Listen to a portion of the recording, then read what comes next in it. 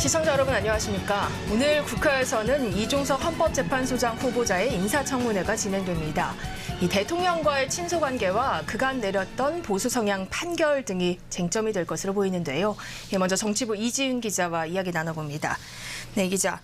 이 후보자는 헌법재판관으로 재직하던 중에 헌법재판소장으로 지명이 됐죠. 네, 이종석 후보자는 경북 칠곡 출신으로 윤석열 대통령과는 서울대 법대 79학번 동기입니다. 2018년 10월 당시 자유한국당 추천 몫으로 헌법재판관에 임명돼 5년간 재직했는데요. 임기 만료를 약 1년 앞두고 헌법재판소장으로 지명됐습니다. 대통령실은 지난달 이 후보자를 헌재 소장으로 지명하면서 29년간 법관으로 또 5년간 헌법재판관으로 재직했고 실력과 인품을 갖춘 면망 있는 법조인이라고 밝혔는데요. 헌법재판소 내에서는 보수 성향의 원칙론자로 분류됩니다. 네, 아무래도 오늘 대통령과의 친분이 청문회의 주요 쟁점이 될 것으로 보이죠. 네, 이 후보자는 윤 대통령과 대학 동기인 친구 사이로 알려졌는데요. 야당은 이 후보자가 지명됐을 당시 공사 구분이 되지 않냐며 대통령실을 비판하기도 했습니다. 앞서 지난달 낙마한 이균용 전 대법원장 후보자에 이어 또다시 대통령과의 친분이 있는 인사를 했다는 건데요. 이에 대해 이 후보자는 지난 주말 국회에 제출한 서면 답변에서 대통령과의 친소관계가 사법부 독립에 영향을 미치지 않도록 임무를 수행하겠다는 입장을 밝혔는데요. 대통령과 정기적으로 사적인 만남을 가지지 않는다며 후보자 지명 전 윤 대통령으로부터 직접 연락을 받은 사실이 없다고도 했습니다. 대통령의 국정 운영을 뒷받침해야 한다거나 하는 것은 고려할 상황이 아니라고 생각한다고도 덧붙였는데요. 이 대통령과 사법부의 관계를 묻는 질문에는 사법부는 본연의 책무인 재판에 충실함으로써 소임을 다하면 되는 것이라 생각한다 밝혔습니다. 네, 이 후보자가 과거에 내렸던 판결들은 어떻습니까? 네, 이 후보자는 헌법재판관으로 재직하면서 보수 성향을 명확하게 드러내왔습니다. 대표적인 게 낙태죄 합헌 의견인데요. 2019년 4월 헌재가 낙태죄 헌법 불합치 결정을 내렸을 당시 이 후보자는 낙태죄는 유지되어야 한다며 소수 의견인 합헌 의견을 냈습니다. 또 2021년 국민의힘이 제기했던 공수처법 헌법 소원에 대해선 공수처가 권력 분리 원칙 등에 위배된다며 위헌 의견을 냈고 검찰 수사권 축소 법안 권한쟁의 심판에서는 해당 입법이 검사의 권한을 침해했다며 입법 취소 의견을 냈습니다. 또 이적 표현물 소지와 취득을 처벌하는 국가보안법이 4대5로 위헌 결정이 났을 때는 합헌 의견 쪽에 섰습니다. 이 후보자는 이상민 행정안전부 장관에 대한 탄핵 심판에서 주심을 맡기도 했는데요. 헌재는 이 사건에 대해 재판관 전원 일치 의견으로 기각 결정을 내렸습니다. 네, 위장전입 등 도덕성 논란도 좀 거론이 될 것으로 보이죠. 이 후보자는 2018년 헌법재판관으로 지명될 당시 과거 수차례 위장 전입을 했던 사실이 드러나 논란이 된 바 있는데요. 이 후보자 본인은 3차례, 또 배우자가 2차례 각각 위장 전입을 했습니다. 이에 대해 이 후보자는 부동산 투기 목적의 위장 전입은 한 바 없다면서도 이유를 불문하고 부적절한 행위라고 인식하고 사과의 말씀을 드린다고 밝혔습니다. 이 밖에도 아파트 거래 당시 다운계약서를 작성했다는 의혹도 제기됐는데요. 이 후보자는 다운계약서가 실제로 작성됐는지 여부가 불명확하다면서도 만약 작성됐다면 세심히 확인하지 못한 불찰이 있었다고 생각한다는 입장을 밝혔습니다. 네, 오늘 이 후보자가 인사청문회를 하고 나면 이후에 임명까지 절차는 어떻게 되는 겁니까? 헌법재판소장은 국회 동의를 거쳐서 임명되는데요. 국회에서 임명 동의안이 통과되면 이 후보자는 본인의 재판관 자녀 임기 11개월만 헌법재판소장으로 근무할 수 있습니다. 이 후보자도 전임 박한철, 이진석, 유남석 소장 모두 자녀 임기 동안만 소장으로 근무했다며 관리에 따라 자녀 임기 동안만 소장으로 근무할 생각이라고 밝혔습니다. 민주당이 이 후보자에 대한 철저한 검증을 벼르고 있는 가운데 이 후보자 임명 동의안을 부결하기는 쉽지 않다는 전망이 나옵니다. 앞서 야권 주도로 부결된 이균용 전 대법원장 후보자에 이어 헌재소상 후보자까지 부결될 경우 사법부 공백 책임을 피하기 어렵다는 판단했습니다. 네, 그럼 현장 연결해서 이종석 헌법재판소장 후보자 인사청문회 함께 보시겠습니다. 지난 11월 6일 제1차 전체회의에서의 의결에 따라 오늘 하루 이종석 헌법재판소장 후보자에 대하여 인사청문회를 실시하도록 하겠습니다. 참고로 오늘 우리 위원회의 인사청문 과정이 국회 방송에서 생방송될 예정이라는 것을 알려드립니다. 이 점 참고하시고 인사청문회가 원만하게 운영될 수 있도록 위원님들의 많은 협조를 부탁드립니다. 인사청문회를 시작하기 전에 위원장으로서 한 말씀 드리겠습니다. 오늘부터 여러 위원님들과 함께 헌법재판소장 이종석 임명 동의안 심사를 위한 인사청문회를 실시하게 된 것을 매우 뜻깊게 생각합니다.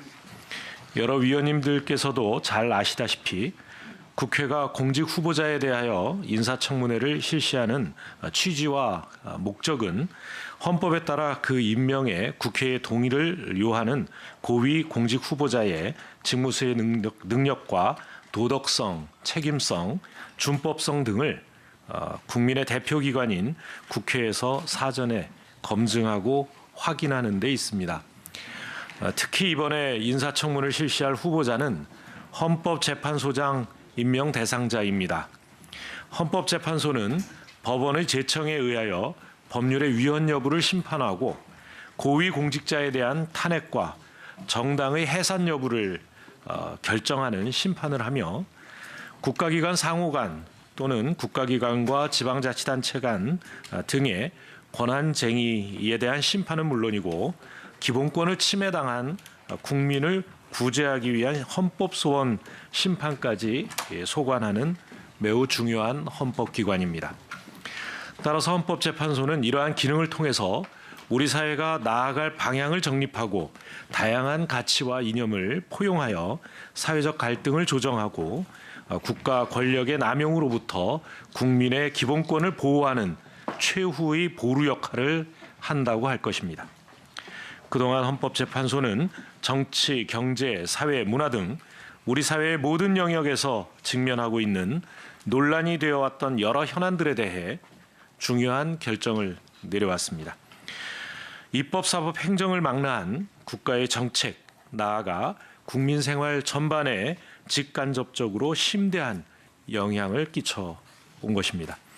그러므로 이번에 실시하는 인사청문회는 헌법재판소장으로서 기본적으로 지녀야 할 도덕성, 책임성, 전문성 등 자질뿐만 아니라 헌법 수호 의지와 헌법 해석에 대한 식견, 개별 사건에 대한 판단 능력 및 국가기관 간의 분쟁 조정 능력 등 이 모든 것을 전반적으로 검증하여 헌법재판소의 독립성을 유지하고 기관을 잘 이끌어 나갈 수 있는 종합적인 역량이 있는지를 판단하는 것이 중요 임무라고 할 것입니다. 위원님들께서는 이번 청문회를 통하여 후보자의 자격을 면밀하고 심도 깊게 검증할 수 있도록 최선을 다해 주실 것을 부탁드립니다. 그리고 오늘 청문회에 출석하신 후보자께도 말씀드리고자 합니다. 이 자리는 국민의 대표기관인 국회에서 후보자가 헌법재판소장으로서 적합한 자격이 있는지를 여러 측면에서 검증받는 자리입니다. 국민 전체를 대표해서 우리 위원님들이 질의한다고 생각하시고 진지한 자세로 성실하게 답변에 임해 주시기 바랍니다. 아무쪼록 이번 인사청문회가 원만하게 진행될 수 있도록 후보자도 적극 협조해 주실 것을 당부드립니다. 그러면 지금부터 의사 일정에 들어가도록 하겠습니다. 의사 일정 제1항 헌법재판소장 이종석 임명 동의안 심사를 위한 인사청문회를 상정합니다. 인사청문회는 인사청문회법 제7조에 따라 먼저 헌법재판소장 후보자의 선서와 모두 발언을 들은 다음 위원님들의 질의와 헌법재판소장 후보자의 답변을 듣는 순서로 진행하겠습니다. 후보자의 양력은 배부해드린 유인물에 있습니다. 다음은 오늘 인사청문회 대상자로 출석하신 이종석 헌법재판소장 후보자의 선서가 있겠습니다. 선서는 발언대로 나오셔서 오른손을 들고 해주시고 선서가 끝나면 위원장에게 선서문을 직접 제출해 주시면 되겠습니다. 그러면 후보자께서는 선서해 주시기 바랍니다.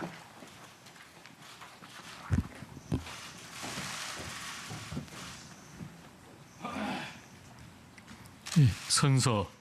공직 후보자인 본인은 양심에 따라 숨김과 보탬이 없이 사실 그대로 말할 것을 맹서합니다. 2023년 11월 13일 공직 후보자 이종석.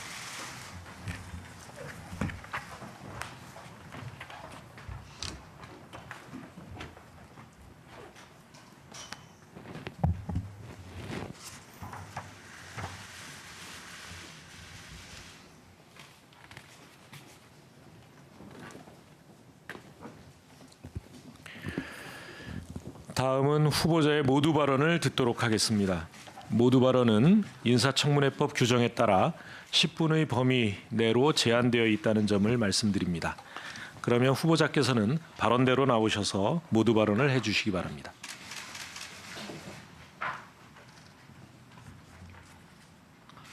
존경하는 국회 인사청문특별위원회 윤호중 위원장님과 위원님 여러분, 의정 활동으로 바쁘신 중에도 인사청문회 준비를 위해 노고를 아끼지 않으신 위원장님과 위원님들께 깊은 감사를 드립니다.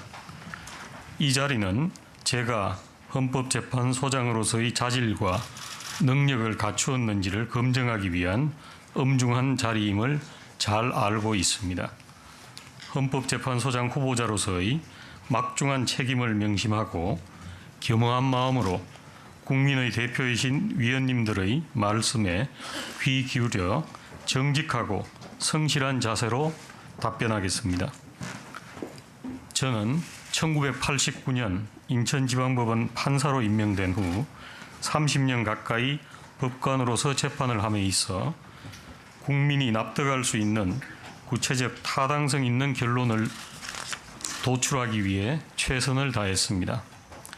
또한 서울중앙지방법원 파산수석부장과 서울고등법원 수석부장 등 4차례의 수석부장과 수원지방법원장 보직을 거치며 국민의 사업 접근성을 높이고 법원 구성원들과의 폭넓은 소통을 위해 노력하는 등 다양한 사법행정 업무를 수행하였습니다. 2018년 헌법재판관으로 취임하면서 저는 사회 통합과 국민의 기본권 보장을 위해 노력하겠다고 말씀드린 적이 있습니다. 지난 5년을 되돌아보면 선배, 동료 재판관님들과 매 사건마다 치열한 논의를 거쳐 신중한 결정을 하고자 하였습니다. 이 자리를 빌어 더욱 열린 자세로 깊게 생각하며 재판에 임할 것을 말씀드립니다. 최근 몇 년간 우리 사회는 코로나 팬데믹이라는 초유의 보건위기와 전 세계적인 정치, 경제적 불안정성의 확대, 저출산 고령화의 사회구조 변화 속에 새로운 도전에 직면해 있습니다. 소셜미디어의 발달 등 언론 환경의 변화는 소통을 확대시키기도 했지만 확정 편향에 따른 양극화를 유발하여 사회적 갈등을 증폭시키기도 하였습니다. 사회에서 미처 해소되지 못한 갈등은 헌법재판의 영역으로 넘어와 헌법재판소에 접수되는 사건의 수가 늘었을 뿐만 아니라 종래 문제되지 않았던 헌법적 쟁점에 대한 판단이 요구되는 사례가 증가하였습니다. 우리의 공동체를 하나로 묶어주는 헌법의 규범력을 확인하는 헌법재판소의 결정에 대한 의구심이나 정치의 사법화에 대한 우려도 커졌습니다. 존경하는 조규광 초대 헌법재판소장님은 헌법재판소 개청사에서 앞으로 헌법재판이 활성화되면 공권력의 부당행사에 대하여는 엄격하고 적절한 법적 통제가 가하여질 것이고 이와 같은 법적 통제가 뿌리내림에 따라 마침내 모든 공권력 주체가 스스로 헌법에 맞게 공권력을 행사하게 되고 기본권이 보장되는 정의롭고 평화로운 국가사회를 이룩하게 되리라고 믿어 의심치 않는다라고 말씀하셨습니다.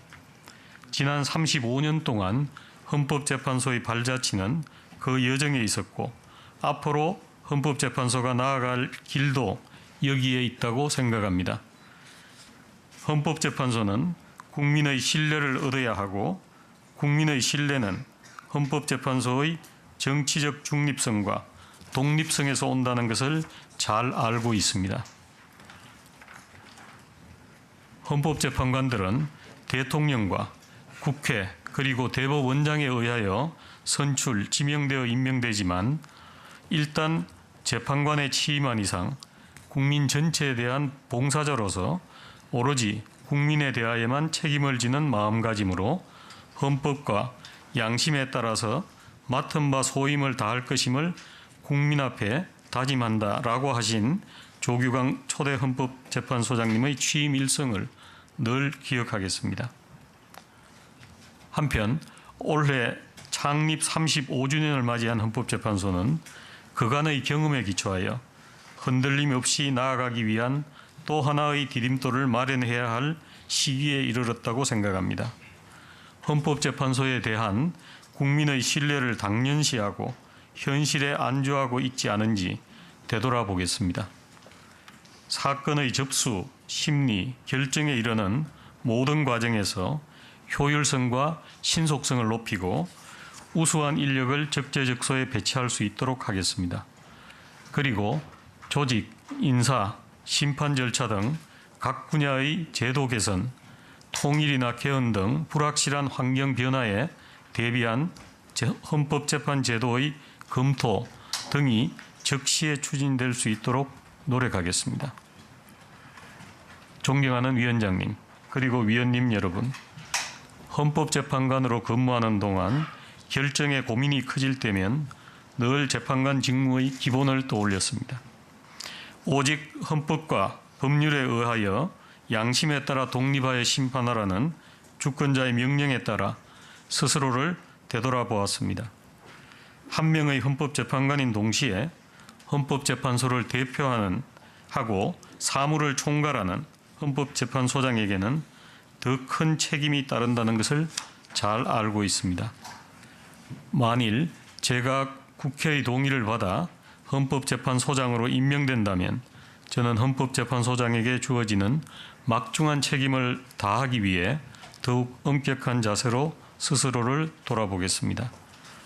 헌법재판소가 국민의 신뢰 위에 굳건히 설 수 있게 주어진 직무에 충실하도록 최선을 다하겠습니다. 오늘 청문회를 위하여 귀한 시간을 내어주신 위원장님과 여러 위원님들께 다시 한번 진심으로 감사드립니다. 감사합니다. 네, 수고하셨습니다. 자리에 앉아 주시기 바랍니다.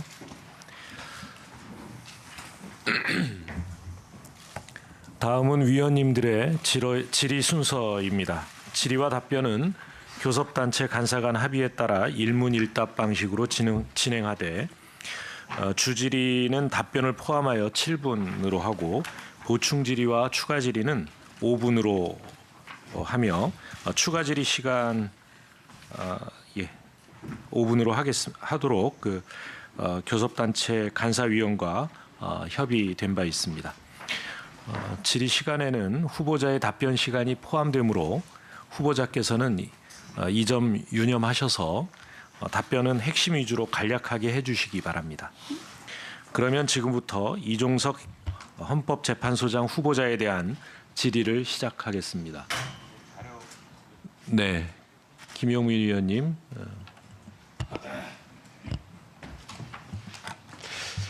네, 자료 제출 요구를 좀 하려고 합니다. 이게 보니까 후보자께서 그 부모님에 대한 재산 신고를 고지 거부했는데, 그동안은 부모님을 부양하지 않는다라는 이유로 고지 거부를 하셨던 것 같아요. 그런데 지난번 인사청문회 때 답변을 보면 이제 부모님을 사실상 부양하고 계시는 것으로 보이고 생활비도 계속 지급하고 있었고 이런 것들로 봐서는 고지 거부 사유에 해당되지 않는 것으로 보입니다. 그래서 아직까지 지금 부모님에 대한 재산을 우리 인사청문회에 자료를 제공하지 않고 있는데 오늘 중으로 부모님의 재산 내역과 그다음에 부동산 내역 그리고 특히 금융재산이라도 좀 신속하게 제출해주기를 당부드립니다.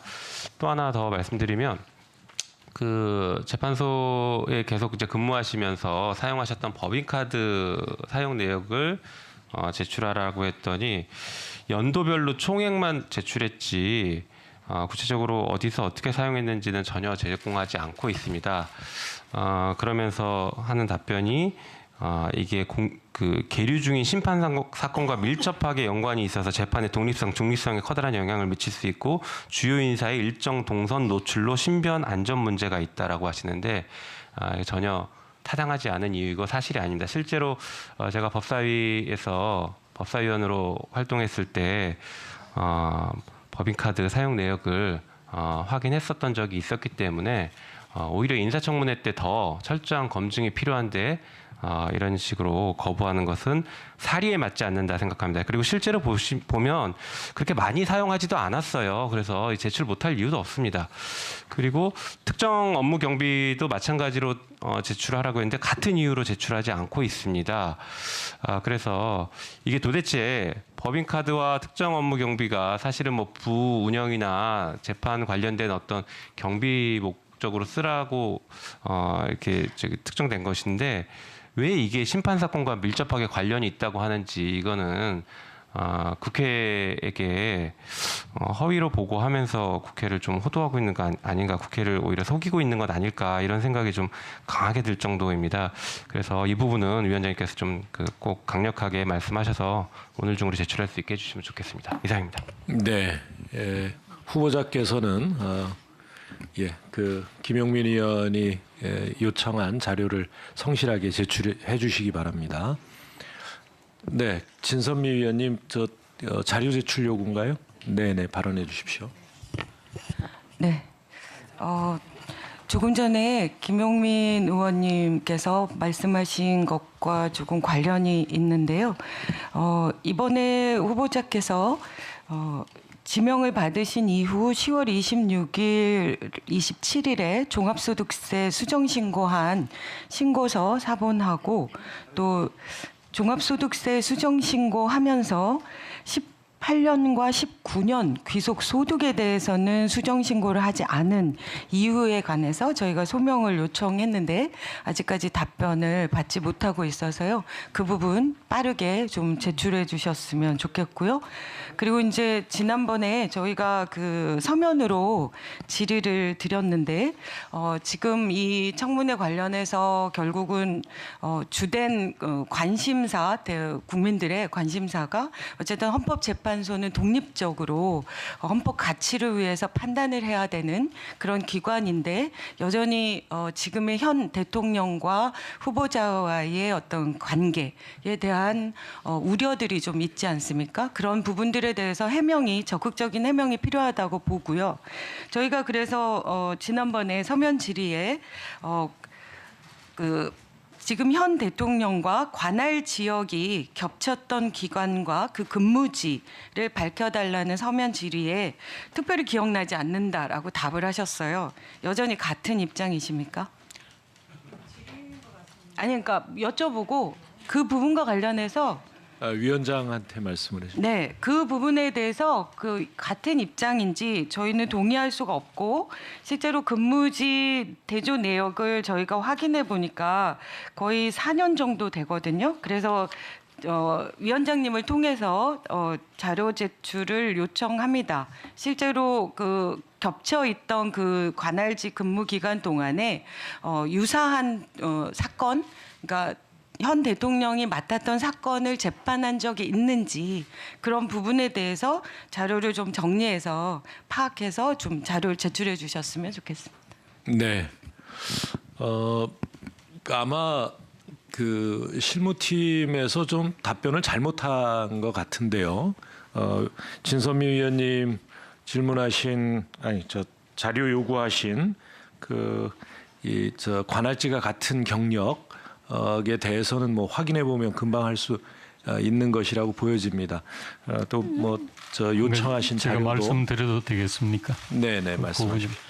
이게 관할지 중복 여부가 명확하지 않은 부분이 있어서 그렇게 서면으로 답변을 드렸습니다. 무슨 얘기냐면 예를 들어 제가 서울 중앙지방법원이나 고등법원에 근무할 때 만약에 윤 대통령이 중수부나 이런 조직에 근무하면은 이거를 중복된다고 봐야 되는 건지 그런 거를 제가 판단을 할 수가 없었습니다. 그리고 후보자의 예. 판단에 따른 예. 이 어떤 그 중복으로 보는지 안 보는지에 대해서 후보자의 판단에 따라서 자료를 제출해 주시기 바랍니다. 만약 그렇게 하면은 제가 민사 업무를 담당하고 있는 기간에 검찰하고는 아무런 관련이 없었기 때문에 어떤 중복의 개념이 거기에도 해당되는지 그런 의문이 있어서 그냥 현장에서 제가 죄송합니다. 네, 잘 알겠습니다. 그러니까 제가 드리는 말씀은 그런 판단을 하시고 거기에서 중복된다고 판단되는 이 답변을 그 자료로 제출을 해 주시면 된다. 예, 서면으로. 예. 그래서 부족하다고 느껴지는 부분은 별도의 질문이 있지 않겠습니까? 예, 네. 예, 김성원 의원님 의사진행 발언. 예, 저는 의사진행 발언입니다. 네, 해주십시오. 예, 의사진행 발언인데요. 이게 지금 아까 사실은 이제 간사 간의 협의를 미리 했어야지 되는데, 예, 뭐 자료 요구나 뭐 의사진행 발언이나 이것을 이제 시간 제한을 둬야지 됩니다. 아니면은 그렇지 않으면은 이게 의사진행 발언처럼 질문이 될 수가 있기 때문에 방금 같은 경우도 사실은 그런 경우거든요. 해가지고 그러니까 잠깐만요. 제가 하고 있으니까. 해가지고 좀 그렇게 조금 진행을 해주십사 하는 것도 있고, 그 다음에 이제 헌법재판소장 후보자께서도 자료 제출하실 수 있는 부분들은 제출을 하셔야지 됩니다. 예를 들어갖고 지금 본인이 근무했었던 그 입지에 대해서 다 제출을 하시고, 그 다음에 윤석열 대통령 그 경력에 따른 것도 뭐 제출을 하실 수 있으면 제출하셔갖고, 판단은 여기 청문위원들께서 하시는 거고 하는 거기 때문에 그런 자료들은 좀 제출을 해주시기 바랍니다. 예, 알겠습니다. 네. 참고로 말씀드리면 지금 자료 제출 요구를 하시는 동안 간사 간에 협의를 해서 자료 제출 요구의 경우에는 3분 이내에 발언을 하시는 것으로, 또 의사진행 발언은 2분 이내에 하시는 걸로 협의가 되었다는 것을 말씀드립니다. 더 자료 제출 요구하실 위원님들 안 계시면 간사 간 협의에 따라서 네, 이탄희 위원님 뭐 의사진행 발언입니까? 예, 뭐 의사진행 발언을 하겠습니다. 예, 말씀. 뭐 방금 자료 제출 요구 관련돼서 뭐 약간 좀 정확하게 정리가 안 된 것 같아서, 그러니까 이 관할지 문제는 판단 여지가 없습니다. 그냥 후보자는 제출을 하시면 되는 거고요. 그거에 대한 가치 평가 문제는 위원들을 포함해서 국민들께서 같이 할 문제고, 그게 판단이 명확치 않기 때문에 자료 제출 요구하지 않는다라는 건 좀 성립하지 않는 것 같습니다. 그래서 사실 김성원 의원님도 같은 취지로 말씀을 주신 건데 위원장님 좀 정리를 좀 해주셨으면 좋겠습니다. 그래서 그거는 객관적인 자료니까 다 내라 이렇게 말씀을 해주시기를 좀 부탁드립니다. 네, 충분히 전달이 됐다고 생각을 하는데요. 예, 제가 예. 준비해서 제출하겠습니다. 네네, 중복 관할지라고 생각하지 않으시는 부분이 있으면 나중에 해명하시면 된다, 이런 말씀입니다. 자료는 제출하시고요. 예. 네, 말씀하십시오. 네. 제가 아까 질의를 한 게 아니라 그 부분을 지적하고자 한 겁니다. 지금 후보자는 저희 청문이 제대로 진행이 될 수 있도록 자료 제출에 적극 협조할 의무가 있는데요. 제가 아까 그 서면 질의에 대한 답변을 언급한 것은 방금 말씀하신 것처럼 지금 현 대통령도 검찰총장 청문회를 거쳤기 때문에 그 근무 기간이 객관적으로 나와 있습니다. 그렇기 때문에 본인의 근무지와 그쪽의 근무지를 비교하면 나올 것을 특별히 기억나지 않는다라고 한 질의 자체가 저는 협조 의무에 반한다고 보여져서 위원장님께서 한 번 더 이번 부분에 대해서 좀 적극적으로 협조할 의무를 좀 강조해 주셨으면 좋겠다, 이런 표현을 하기 위해서 한 것입니다. 네. 네. 예. 그러면 질의에 들어가도록 하겠습니다. 교섭단체 간사 간 합의된 순서에 따라 먼저 존경하는 강민정 위원님 질의해 주시기 바랍니다. 네, 후보자님, 헌재는 우리 사회에서 헌법 가치를 소화하는 마지막 보루라는 얘기 하잖아요. 동의하시죠? 예, 그렇습니다. 그 헌재 판결 하나하나는 사실 추상적인 선언이 아니고 그 판결 여하에 따라서 국민들의 구체적인 일상적인 어떤 삶에 아주 결정적 영향을 미치는 거잖아요. 그죠? 동의하시죠? 예, 동의합니다. 근데 이 후보자의 그동안의 판결들이 지나치게 이제 보수적이라서 우리 헌법의 제1명령인 민주공화제의 원리가 혹시 악화되지 않을까? 혹은 국민의 자유나 권리가 확장되기는커녕 그것의 퇴행을 가져오게 되지 않을까? 이게 후보자님 헌재 소장이 되시면 이런 것에 대한 국민 우려가 많다는 거 혹시 아십니까?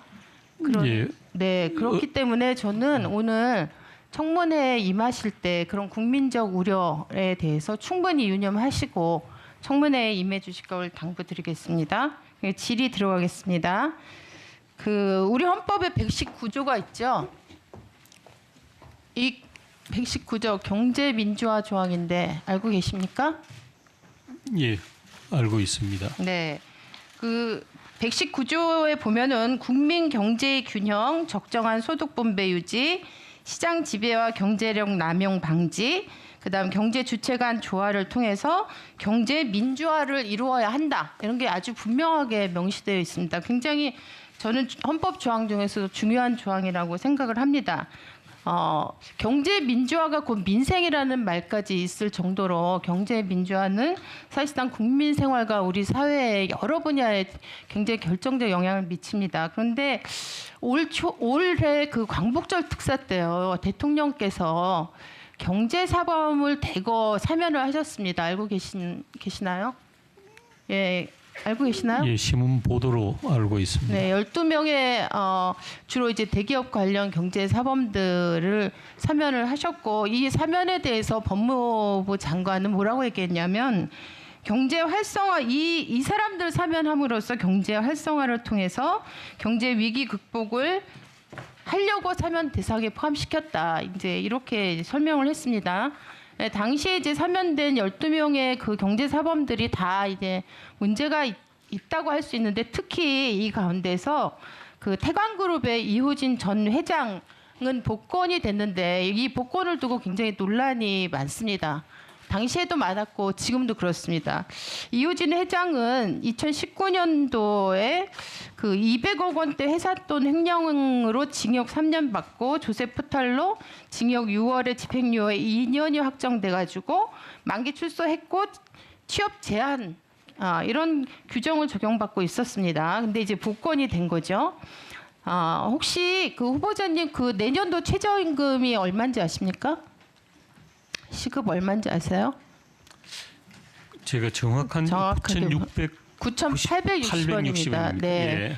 그러면 이 이호진 전 회장이 횡령한 200억 원은 어떤 정도의 가치의 돈이냐? 이 최저임금을 받는 노동자들이 9,710명의 임금이에요. 월급이에요. 거의 10,000명에 가까운 노동자들의 월급을 이 사람은 자기 주머니에 집어넣은 거죠. 횡령한 거죠. 그죠? 이런 경제 범죄를 저지른 사람입니다. 그런데 문제는 뭐냐면 사면하고 받고 난 2달 만에 그 비자금 조성 혐의로 경찰 수사를 받고 있어요. 거기다가 20조 규모의 일감 몰아주기 의혹도 있고, 그다음에 하도급 업체하고 납품업체 거래 조건으로 자신이 운영한 골프장 회원권을 강매했다는 혐의로 또 시민단체한테 고발을 당했어요. 사면 받은 지 2달 만입니다.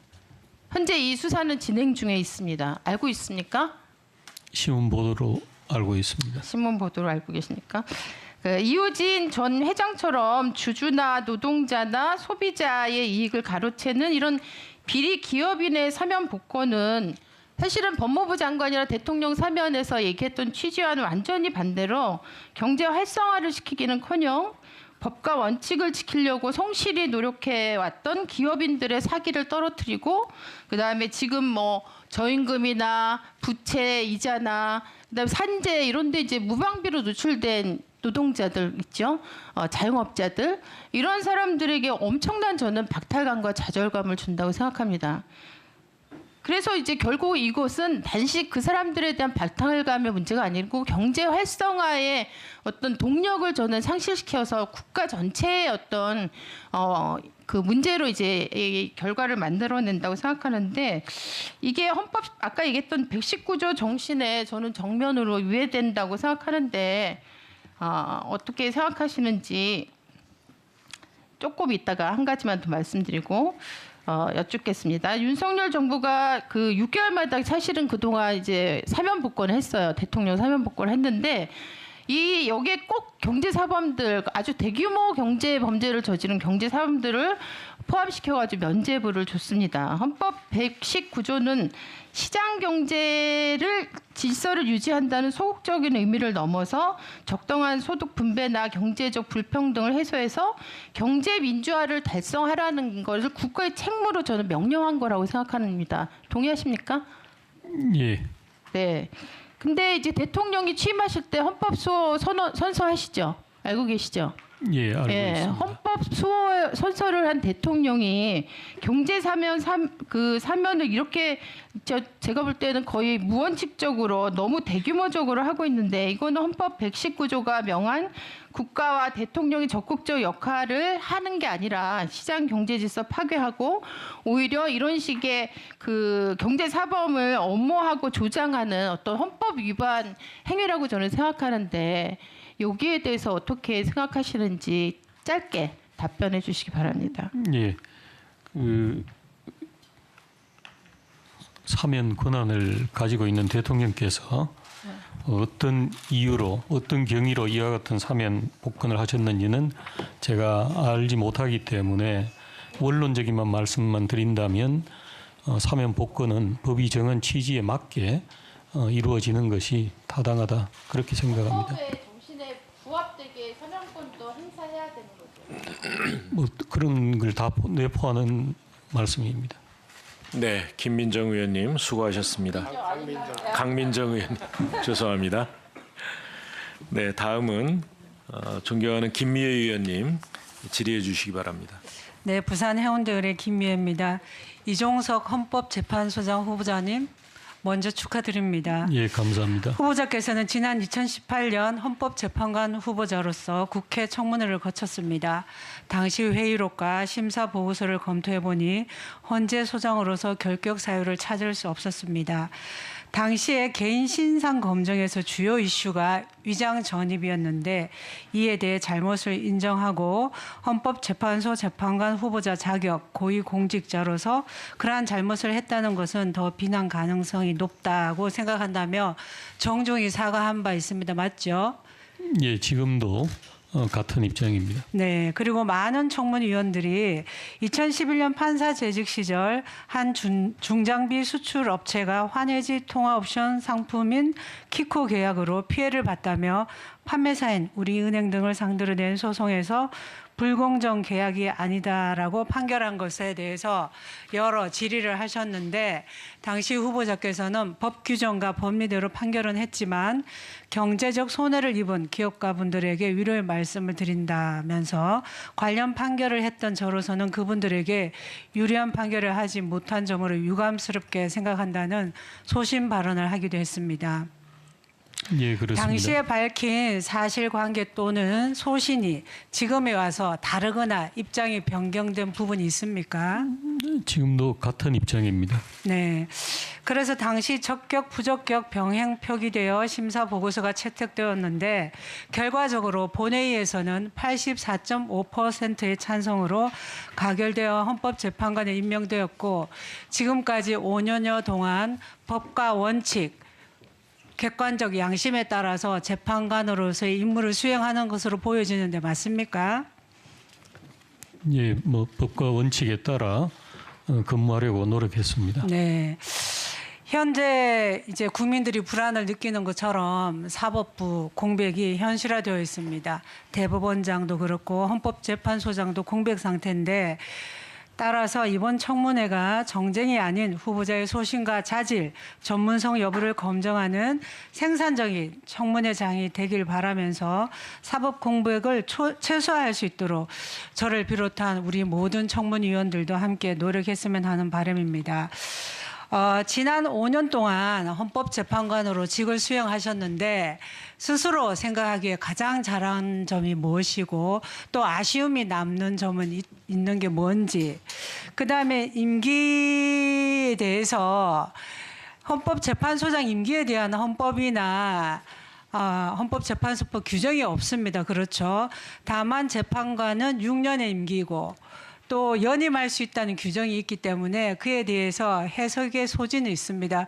그러나 후보자께서는 잔여 임기로 하겠다는 취지로 의견을 말씀하셨는데 맞습니까? 예, 그렇습니다. 그렇다면은 1년 정도도 안 남았는데 그 임기 동안에 꼭 하시고 싶은 일이 무엇인지 말씀해 주세요.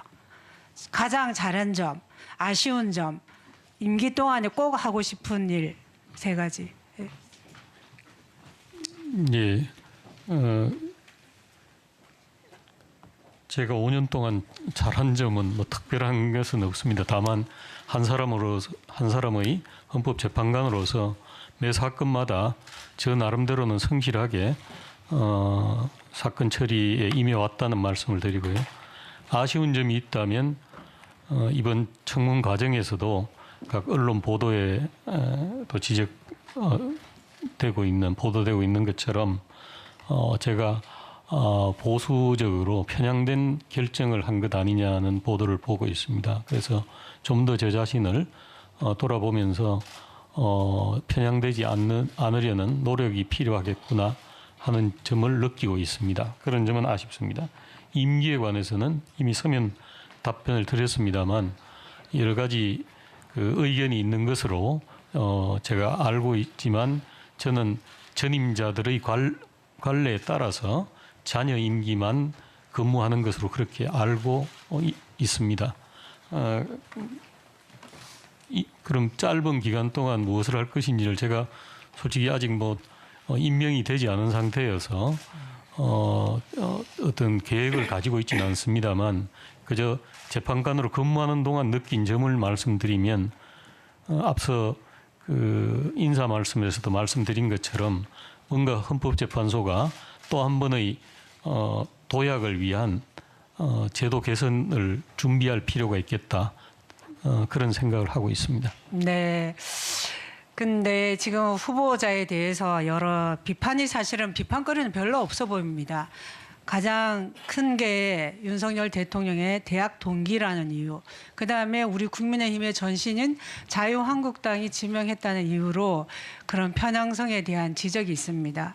그렇지만 오늘 후보자가 임하는 자세에서도 읽혀졌는데 임명 사유에도 있고 후보자는 국민의 기본권을 보호하고 사회적 약자를 배려하기 위해서 끊임없이 노력해 왔다는 겁니다. 그리고 평소 후보자의 그 걸어온 길을 보면 저는 또 그렇게 생각합니다. 누구를 평가할 때는 지금 하는 말이 아니라 지나온 삶의 궤적을 두고 평가를 하는데 30여 년의 법관, 5년의 헌법재판관 그 과정을 통해서 우리는 과연 헌법재판소장으로 적격인지 여부를 판단하게 될 것이고 국민들도 저는 마찬가지라고 봅니다. 그런데 법관 재직 중에 가장 잘한 판결로 3가지를 꼽자면 안양 충운고 배정 학생들이 교실 공사도 완료되기 전에 학습권 침해 등을 이유로 배정 처분 효력 정지 신청을 했고 당시에 현장 검증까지 거쳐서 인용한 것. 그다음에 삼성전자 백혈병 산업재해에 있어서 인과관계를 인정한 판례, 공익 제보자의 KT 근로자가 한 공익 제보자의 보호 조치를 유지해 온 판결 이렇게 꼽을 수 있는데 그런 것 같습니까? 예, 제가 평소 그렇게 어떤 판결을 잘했다 이렇게 생각하진 않았습니다.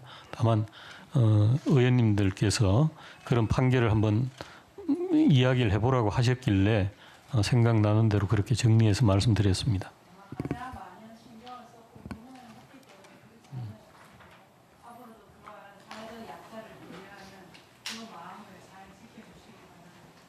예, 잘 알겠습니다. 네, 김미애 의원님 수고하셨습니다. 다음은 존경하는 김용민 의원님 질의해 주시기 바랍니다. 네, 후보자님 지명 축하드립니다. 예, 감사합니다. 오후에 일단 보충 질의 때는 정책과 관련된 질의를 좀 이어갈 것이고 지금 질의에서는 도덕성 검증과 관련된 걸 좀 말씀을 드려야 될 것 같아요. 그래도 그 전에 한두 가지만 말씀드려 보면 아까도 말씀하신 것처럼 임기가 1년도 안 되는데 대통령께서 지명하신 것을 보면 특별한 신뢰관계가 있지 않고서는 쉽지 않겠다라는 생각이 들어서 그 부분 이따 한번 잘 고민해 보시고요. 그리고 그 짧은 임기 동안에 무엇을 할 것인가 제도 개선 고민하셨는데 그것과 관련해서 독일처럼 우리도 헌법재판소가 수도인 서울에 있지 않고 다른 지역으로 이전하는 것을 검토해 보시죠. 실제로 광주광역시 헌법재판소로 이전하는 법안도 발의가 되어 있습니다. 5.18의 상징적 의미를 갖는 광주에 헌법재판소 이전 고민해 보시고 이따 오후 질의 시간에 다시 한번 답변 부탁드릴게요. 자, 준비된 거 말씀드릴게요. 아까도 잠깐 말씀드렸던 것처럼 재산 신고 문제가 좀 있어요. 지금 후보자님 그 부모님 모두 다 살아 계시죠? 예, 그렇습니다. 건강 상태는 어떠세요? 어머니 건강이 안 좋으시다고. 아버지도 안 좋으십니다. 그래요? 연세가 97이시기 때문에 예. 바깥 출입을 못 하시는 상황이고 그러시죠? 자, 어머니는 그러면 치매로 한 치매가 10년 정도. 예, 부모님께서 그럼 소득 활동을 하시기 어려운 상태이겠네요. 예, 그렇습니다. 네. 그런데 보니까 후보자께서 재산 신고를 쭉 해오다가 2007년부터 재산이 공개가 됐는데 공교롭게 그때부터 부모님의 재산을 고지 거부를 하기 시작했습니다. 예. 예. 그래서 그 무렵에 그때까지 이제 재산 신고된 부모님의 금융 자산을 보니까 6,300만 원이었는데 2018년에 고지 거부 증빙 제출을 하면서 이때 부모님의 재산을 봤더니 금융 자산이 6억 400만 원. 10배가 증가했어요. 방금 말씀하신 것처럼 부모님께서 건강도 안 좋으시고 특별히 소득 활동을 안 하시는데 어떻게 이렇게 10배나 증가했는지 굉장히 의아합니다. 자, 그리고 다음 보여주시죠. 지금 모친의 삼성증권 잔액을 보니까 이게 2억 6천만 원이 현재 있는 것 같고요. 네, 그 다음 또 보여주시죠. 다음으로 쭉 넘겨주시면 다음 넘겨주세요. 다음으로. 자, 보면은 그 다음 넘겨주세요. 고지 거부하시면서 보니까 후보자께서 한 150만 원 정도씩 정기적으로 부모님께 생활비를 일치하셨던 것 같아요. 그러니까 다시 말해서 부양 의무를 이행하셨던 것 같은데 피부양자가 아니다라고 고지 거부한 게 저는 일단 잘못됐다는 얘기를 하는 겁니다. 자, 그러면서 특이한 점이 있어요. 저 보면 이기석이라는 분은 동생이시죠? 예, 그렇습니다. 저분이 이제 검사 출신이시고 지금 변호사시죠. 동생이랑 같이 매달 저렇게 생활비를 보내주시는 것 같은데 이 계좌 누가 지금 관리하고 있어요? 이 통장. 아버지가 가지고 계십니다. 아버지가 관리하세요? 예, 그렇습니다. 그럼 다음 보여주시죠. 이상합니다. 그 방금 말씀하신 것처럼 굉장히 연로하신 부모님께서 관리하시는 계좌에서 어떨 때 보면 7천만 원이라는 목돈이 갑자기 현금으로 빠져나가기도 하고 그다음 보여주시죠. 보면은 2018년에는 한 1억 7천만 원 정도가 계속 거래가 됐고 2020년에 6천만 원 정도 거래가 계속 있어요. 단순 병원비를 냈다라는 정도로는 이해하기 어려울 정도의 수준입니다. 그렇기 때문에 금융자료를 제출하라고 하는 겁니다. 제출을 하셔야 될 것 같고요. 다음 넘어갈게요. 자, 위장 전입 인정하시죠? 예, 그렇습니다. 네, 위장 전입을 하는 목적이 보통은 부동산 투기나 자녀 교육 혹은 직장 문제 이런 것들 때문인데 후보자님은 어떤 이유로 위장 전입을 하셨나요? 어떤 거였어요? 처음에 짧게 제가 말씀해 하면은 주세요. 그 고향의 밭을 네. 취득하기 위한 것이고요. 네. 나머지는 아파트 그 주택 청약예금 네, 부동산 투기 자격을 유지하기 목적이신 위한 거다. 거죠. 예. 자, 이렇게 위장 전입하면 처벌받는 거 알고 계시죠? 그때는 몰랐습니다. 네. 의식을 하지 않았습니다. 네. 법률의 부지는 용서받지 못한다는 예, 법원 잘 알고 알겠습니다. 계시죠? 예. 만약에 후보자의 사건이 그 형사재판 하셨으니까 후보자님의 사건이 그 형사재판으로 배당이 됐다라고 하면 유죄 선고하셨겠죠? 예, 그렇습니다. 네, 솔직한 답변 감사합니다. 네, 그래서 보니까 그 후보자는 고위공직자라서 잘 피해간 것 같아요. 이 경찰청 자료 한번 보실까요? 이게 매년 주민등록법 위반으로 1000건 이상씩 이렇게 처벌받고 있어요. 고위공직자라서 이렇게 잘 피해간 것 같은데 이 적어도 헌법재판소 소장으로 임명되는 것은 국민의 눈높이에 맞아야 된다고 생각합니다. 다음 보여주시죠. 청약 당첨되려고 주택 환수에 위장했을 땐 주택 환수하고 형사처벌도 받고 있다. 뭐 이렇게 여러 가지 사회적인 문제가 되죠. 그 다음 보여주세요. 다음 보여주세요. 보니까 그 다음 보여주세요. 위장 전입으로 공직 후보자를 사퇴하거나 임명 부결된 현황이 저렇게 많습니다. 네, 고위공직자로 낙마했던 경우가 저렇게 많죠. 후보자님도 지금 위장 전입을 총 6차례 했어요. 맞습니까? 6차례 위장 전입했는데 고위공직자로서의 자격이 부족하다라고 스스로 생각하시고 사퇴하실 의향은 없으십니까? 예, 저번 2018년 청문회 때도 말씀드린 것처럼 이 여하를 막론하고 고위공직자 또 후보로서 과거에 위장 전입이 있었던 것 잘못된 점 인정하고 사과드립니다. 그러니까 사퇴할 의향은 없으신가요? 예, 그 점 때문은 없습니다. 네, 불법의 평등 없다라는 얘기 알고 계시죠?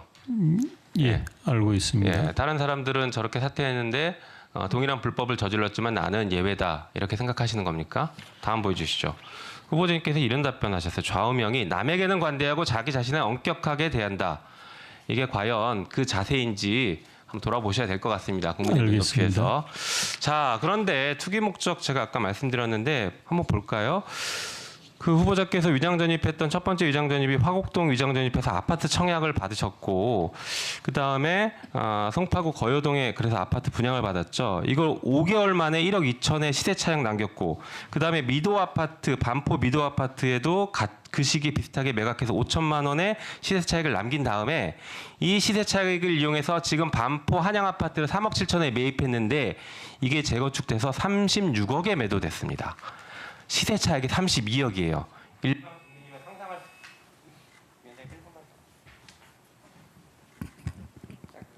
수 1분에 마무리할 수 있습니까? 할 수 있습니다.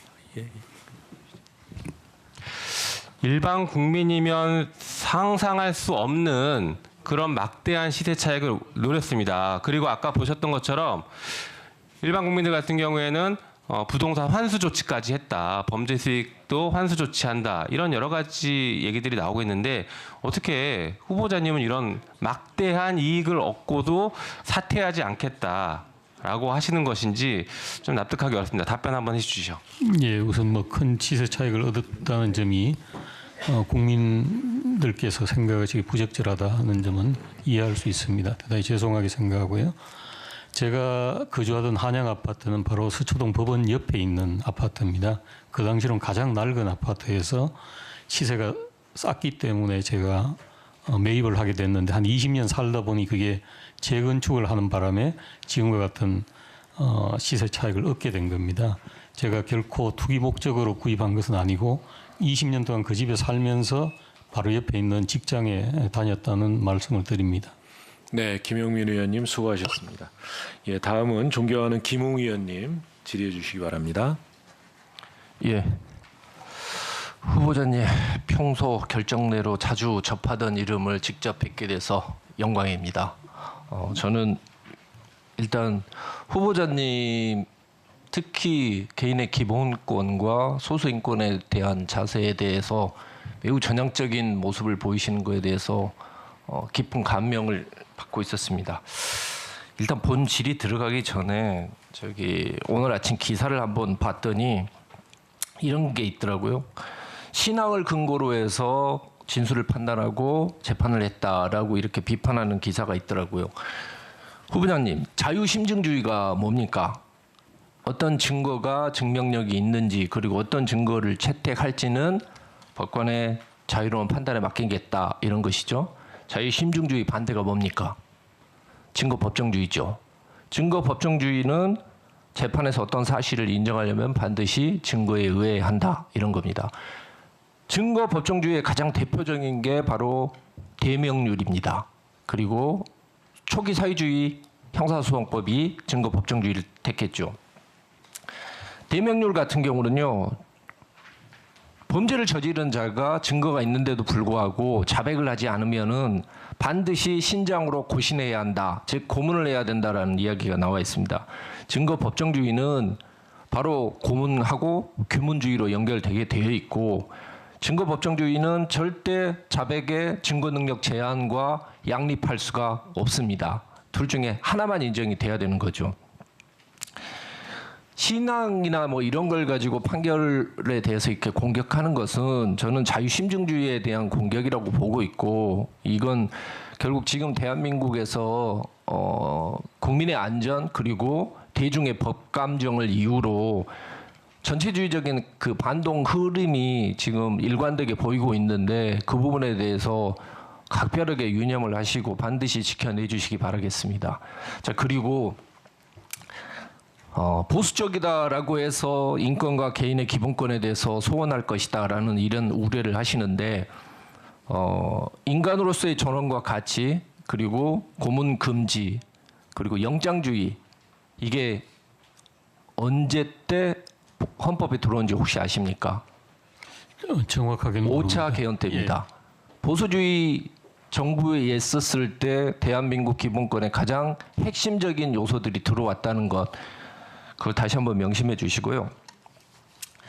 고지 거부 이야기를 하는데 국회의원 중에 고지 거부한 분들이 105명입니다. 이게 그렇게 큰 문제인지 저는 잘 모르겠고 박범계 장관께서는 아들이 13살이었을 때 대치동에 위장 전입했다는 의혹이 있었지만 사퇴 안 하신 걸로 알고 있습니다. 자, 본 질의를 이제 시작하겠습니다. 자, 재판소원 이야기를 한번 해보겠습니다. 강학상 헌법소원이라는 것은 공권력의 행사나 불행사에 의해서 기본권을 침해당한 자가 법률의 다른 구제 절차가 없는 경우에 직접 헌법재판소에 그 위헌성을 확인하고 권리를 구제해 줄 것을 청구하는 특수한 구제 절차라고 하는데 맞죠? 예, 그렇습니다. 우리나라 헌법재판소법 제68조에는 여기에서 조금 다른 내용이 들어가 있습니다. 알고 계시죠? 68조 제1항에 뭐가 들어가 있습니까? 예, 재판은 제외하는 게 그렇습니다. 법원의 재판을 제외하고라는 부분이 들어가 있습니다. 혹시 후보자님 이거 언제 어떻게 들어갔는지 아십니까? 그 경위는 제가 알지 못합니다. 제가 말씀드릴게요. 1987년도에 이른바 민주화운동이 성공을 하고 나서 헌법재판소를 설치를 하자라고 국민들이 전부 합의를 합니다. 여야 간의 합의도 이루어졌습니다. 그래서 헌법재판소를 설치하기 위해서 법사위에서 1987년 7월 21일 날 소위를 만들었습니다. 21일 날 소위 만들고 22일 날 이 소위 대안이 나오거든요. 그 전까지 야 3당은 법원의 재판을 제외하고라는 규정 자체가 없었습니다. 근데 이날 밤에 갑자기 이게 들어가게 된 겁니다. 그리고 후보자님께서 이 경위를 알 수 없다라고 이야기하시는 게 당연한 게 뭐냐면 그때 당시에 속기록도 없고 소위에서 어떤 그 절차를 통해서 이 구절이 들어갔는지에 대한 내용이 전혀 없습니다. 저는 그래서 이건 내다바이 당했다. 국민들이 기본권을 지킬 수 있는 가장 중요한 수단 중에 하나를 눈뜨고 당한 것이다라고 이렇게 이야기를 하고 있습니다. 물론 헌법 그 재판소원에 대해서는 반론이 있습니다. 아시다시피 뭐 사심제가 될 것이다. 대법원의 최고 법원성이 침해된다. 또 법률 관계가 조속하게 확장되지 않는 우려가 있고 무엇보다 대법원하고 헌재 간에 싸우게 되겠죠. 갈등이 많아지고. 근데 잘 아시겠지만 미국에서 연방대법원이 있다고 해서 이게 사심제라고 그렇게 보지는 않습니다. 그렇죠? 그리고 독일이나 뭐 스페인 같은 경우 헌법재판소 있는 데 경우는 대부분 슬로베니아 빼고는 재판소를 인정을 하고 있습니다. 물론 독일이나 스페인 같은 경우는 조금 다르죠. 왜냐하면 그 연방 헌재가 일종의 최고심으로 기능을 하고 있기 때문에 하지만 그 역시 사심제라고 이야기는 하지는 않고 있고요. 그 법률 관계가 조속하게 확정되지 않는다라고 하는데 그렇게 따지고 보면 지금 대한민국에서 가장 문제되고 있는 건 법원의 재판 지연입니다. 그렇기 때문에 우리는 이제 좀 원칙으로 돌아갈 때가 되지 않았나라고 생각을 합니다. 아시다시피 공권력의 작용 부작용으로 침해를 입었다 했을 때 공권력은 크게 입법권, 사법권, 행정권으로 나뉩니다. 입법권은 뭐 당연히 알다시피 국회 법률이겠죠. 이건 위헌 법률 심판을 하면 되는 거고, 행정권은 행정 처분에 대해서 아니면 행정 그 행위에 대해서 헌법 소원을 하면 되는데, 사법권은 당연히 재판하는 거 아니겠습니까? 이 재판 과정이나 결과나 절차로 기본권 침해가 입었을 때 여기에 대해서는 사실은 구제할 수 있는 내용이 없습니다. 이제 7분이어서 거의 끝나가게 됩니다만은, 일단 오후에 다시 계속 질의를 하겠습니다만은, 후보자님께서 지금 재판 소원에 대한 입장은 어떠십니까? 제가 서면 답변에서도 말씀드린 것처럼 이는 헌법 정책의 문제이기 때문에 저희 헌법재판소 입장에서 말씀드리는 건 적절하지 않고, 오히려 국회에서 논의를 하시고 해서 어떻게 할 것인지 방향을 정하시는 게 좋지 않겠나 그런 생각을 하고, 역시 재판소원의 경우에 우리 조금 전에 존경하는 김웅 의원님 말씀하신 것처럼 여러 가지 문제점이 있는 것으로 이야기가 되고 있습니다. 그에 대한 대비책을 함께 마련할 필요가 있다. 이 정도 말씀드리겠습니다. 네, 수고하셨습니다. 다음은 존경하는 이수진 위원님 질의해 주시기 바랍니다. 네, 노동존중 더불어민주당 비례대표 국회의원 이수진입니다. 이종석 헌법재판관은 잔여 임기가 1년도 채 남지 않았기 때문에 내년에 다시 헌법재판소장 인사청문회를 해야 됩니다. 이것은 행정력도 낭비가 되고요. 그리고 이 짧은 기간 동안 헌재 도약을 위한 노력이 얼마나 잘 될 수 있을지 우려가 됩니다. 윤석열 대통령의 서울대 법대 동기라는 개인적 인연에 더해서 이상민 행안부 장관 탄핵소추 사건의 주심을 맡아 기각을 결정한 것에 대한 보훈 인사인지는 모르겠으나, 어쨌든 지명된 후보자에 대해서 과연 노동자, 서민들 이런 분들의 이런 사회적 약자를 보호하고 또 기본권 수호의 의지가 있는지를 집중적으로 좀 자질을 검토해 보고자 합니다. 후보자님, 그 개인 가정에서 일하는 그 가사노동자가 퇴직금을 못 받아서 소송을 했다가 패소하고 헌재 근로자 퇴직급여보장법 제3조 단서에 대해서 위헌 소송을 냈던 사건 기억하십니까? 예, 알고 있습니다. 네, 근로자 퇴직급여보장법에서 가구 내 고용활동에 대해서는 법 적용을 제외하고 그 퇴직금을 못 받는 것이 차별이 아니다. 평등 원칙에 위배되지 않는다는 것이 헌재 결정의 요지였습니다. 가사근로자법 제정안을 만든 본 의원 입장에서는 좀 이해가 되지 않습니다. 간략하게 질의드리겠습니다. 당시 헌재는 가사노동자를 사용하는 이용자 및 이용자 가족의 사생활을 침해할 우려가 있고 국가의 관리 감독이 제대로 이루어지기 어렵고 퇴직급여법을 전면 적용할 경우 가사노동자 이용자가 감당하기 어려운 경제적, 행정적 부담을 가중시키는 부작용을 초래할 우려가 있다는 점을 들어서 평등 원칙에 위배되지 않는다라고 결정했습니다. 맞습니까? 예, 그렇습니다. 네, 본 의원은 해당 결정이 여성의 근로를 특별히 보호하고 부당한 차별을 금지하는 헌법 제32조 제4항의 취지에 부합하지 않을 뿐만 아니라 고용 활동 종료 후에 임금의 성격으로서 받는 퇴직금이 가구 내라는 공간과 사생활과는 아무런 관련성이 없는데도 사생활 보호와 연관을 지어 위헌으로 판단했고, 나아가 저임금 가사노동자의 실상보다는 가사 서비스 이용자의 경제적, 행정적 부담을 더 고려했다는 점 등에서 문제가 있는 결정이다. 이렇게 생각합니다. 이런 본 의원의 생각에 대해서 어떻게 생각하십니까? 예, 제가 기억하기로는 아마 그 결정도 반대 의견이 있었던 걸로 기억합니다. 존경하는 이수진 의원님 말씀하신 그런 의견도 충분히 있을 수 있다고 저는 생각합니다. 네, 그런데 본 의원은 이 부분이 꼭 위헌인데 헌재가 그렇지 않겠다 이런 얘기를 드리려고 하는 게 아닙니다. 적어도 우리 헌재가 열악한 처우에 놓여 있는 가사 노동자들의 처우 개선을 위해서 이용자의 비용 부담을 완화해 준다든지 또 퇴직금 지급을 위한 정부의 적극적인 노력을 촉구하도록 헌법 불합치 결정을 했어야 하는 것은 아닌가, 그런 아쉬움이 있기 때문에 말씀을 드리는 겁니다. 아실지 모르겠지만 가사근로자법 시행이 2년이 이제 되었습니다. 정부의 제도 개선과 지원 확대 노력이 전혀 없습니다. 가사노동자들은 여전히 열악한 노동 조건과 각종 성희롱, 성폭력 등의 위험에 노출되어 있는 것이 현실입니다. 당시 헌재가 헌법 불합치 결정을 내렸다면 이런 문제들이 좀 더 신속하게 해결되고 있지 않았을까 하는 아쉬움이 크다는 점을 말씀드리고 싶어서 질문을 드렸습니다. 예, 잘 알겠습니다. 네.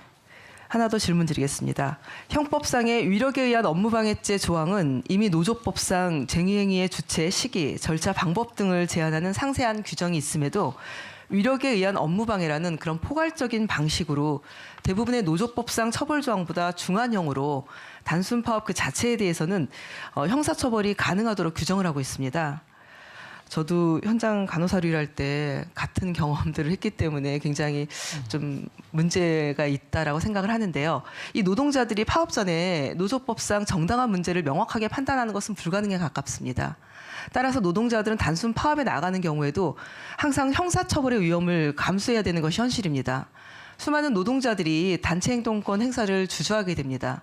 단순 파업은 말 그대로 어떠한 적극적 행위 요소도 포함되지 않는 소극적 그런 방법의 실력 행사로서 그 본질에 있어 근로계약상 노무 제공을 거부하는 채무 불이행과 다를 바가 없습니다. 근데 이런 것을 처벌하는 것은 노사 관계상 노동자 측의 대등한 협상력을 무너뜨리는 것입니다. 헌법상 보장하는 단체 행동권의 이런 형해화를 이렇게 촉발하게 되는 건데요. 이 휴일 특근 사용 파업을 업무 방해죄로 처벌하는 것이 합헌이라는 지난해 헌재 결정. 저는 이 윤석열 정부의 기업 중심 성장 기조와 맞물려서 노동권을 더욱 약화시키고 사용자 입김만 더욱 거세게 만들고 있다고 생각합니다. 그 국제노동기구 등 국제기구도 파업에 대한 업무방해죄 적용 남용을 지적하고 있습니다. 이런 시대적 흐름을 반영한 그런 헌재의 판결의 변화가 저는 반드시 필요하다 이렇게 판단이 되는데요. 더군다나 당시 이 단순 파업은 비정규직 해고에 반발해서 휴일 근무를 거부한 것이었습니다. 그런데 이 파업을 처벌하는 것에 대한 후보자의 그런 합헌 의견을 낸 것은 저는 뭐 우리 사회의 어려운 어떻게 보면 노동 취약계층인 비정규직들 이런 분들에 대한 존중이 아니다. 실제로 이런 사회적 변화라든지 윤석열 대통령도 노동시장 양극화 해소해야 된다고 하지 않습니까? 그렇다면 이분들에 대한 권리에 대해서 좀 더 집중해 주셨어야 되는 것이 아닌가 그런 아쉬움이 있습니다. 후보자님, 이런 결정 향후에 좀 더 전향적으로 판단되어야 된다고 생각하는데 어떻게 생각하십니까? 예. 그 결정 이전에 헌법재판소에서 아마 동일 심판 대상에 대한 합헌 결정이 수차례 있었고 그 합헌 결정에서 지적한 바에 따라서 대법원이 판례를 바꾸었던 걸로 알고 있습니다. 그래서 단순 파업만이 아니라 소위 전격성과 중대성이라고 하는 두 가지 요건을 더 엄격히 구성요건 요소로 요구함으로써 과거보다는 그 위력에 의한 업무방해죄로 처벌하는 범위가 대폭 축소됐다. 그 점이 합헌 의견의 가장 주된 논거입니다. 그런데 저는 우리 그 후보자께서 의견을 내신 내용들 헌재에서 진행된 것들을 보면은 굉장히 보수적이세요. 전혀 사회 취약계층들의 생활. 예, 하여튼 뭐 의원님 지적하신 건 유념하도록 하겠습니다. 예.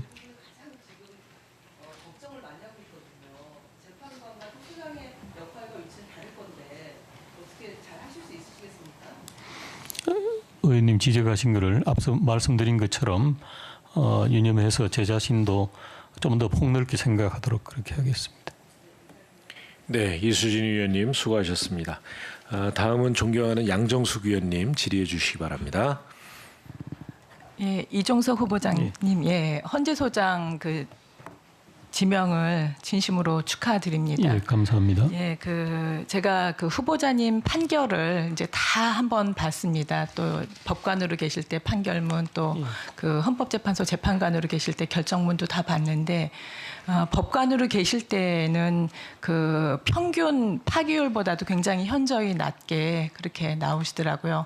그 법 원리에 충실하게 재판하셨다고 그렇게 보입니다.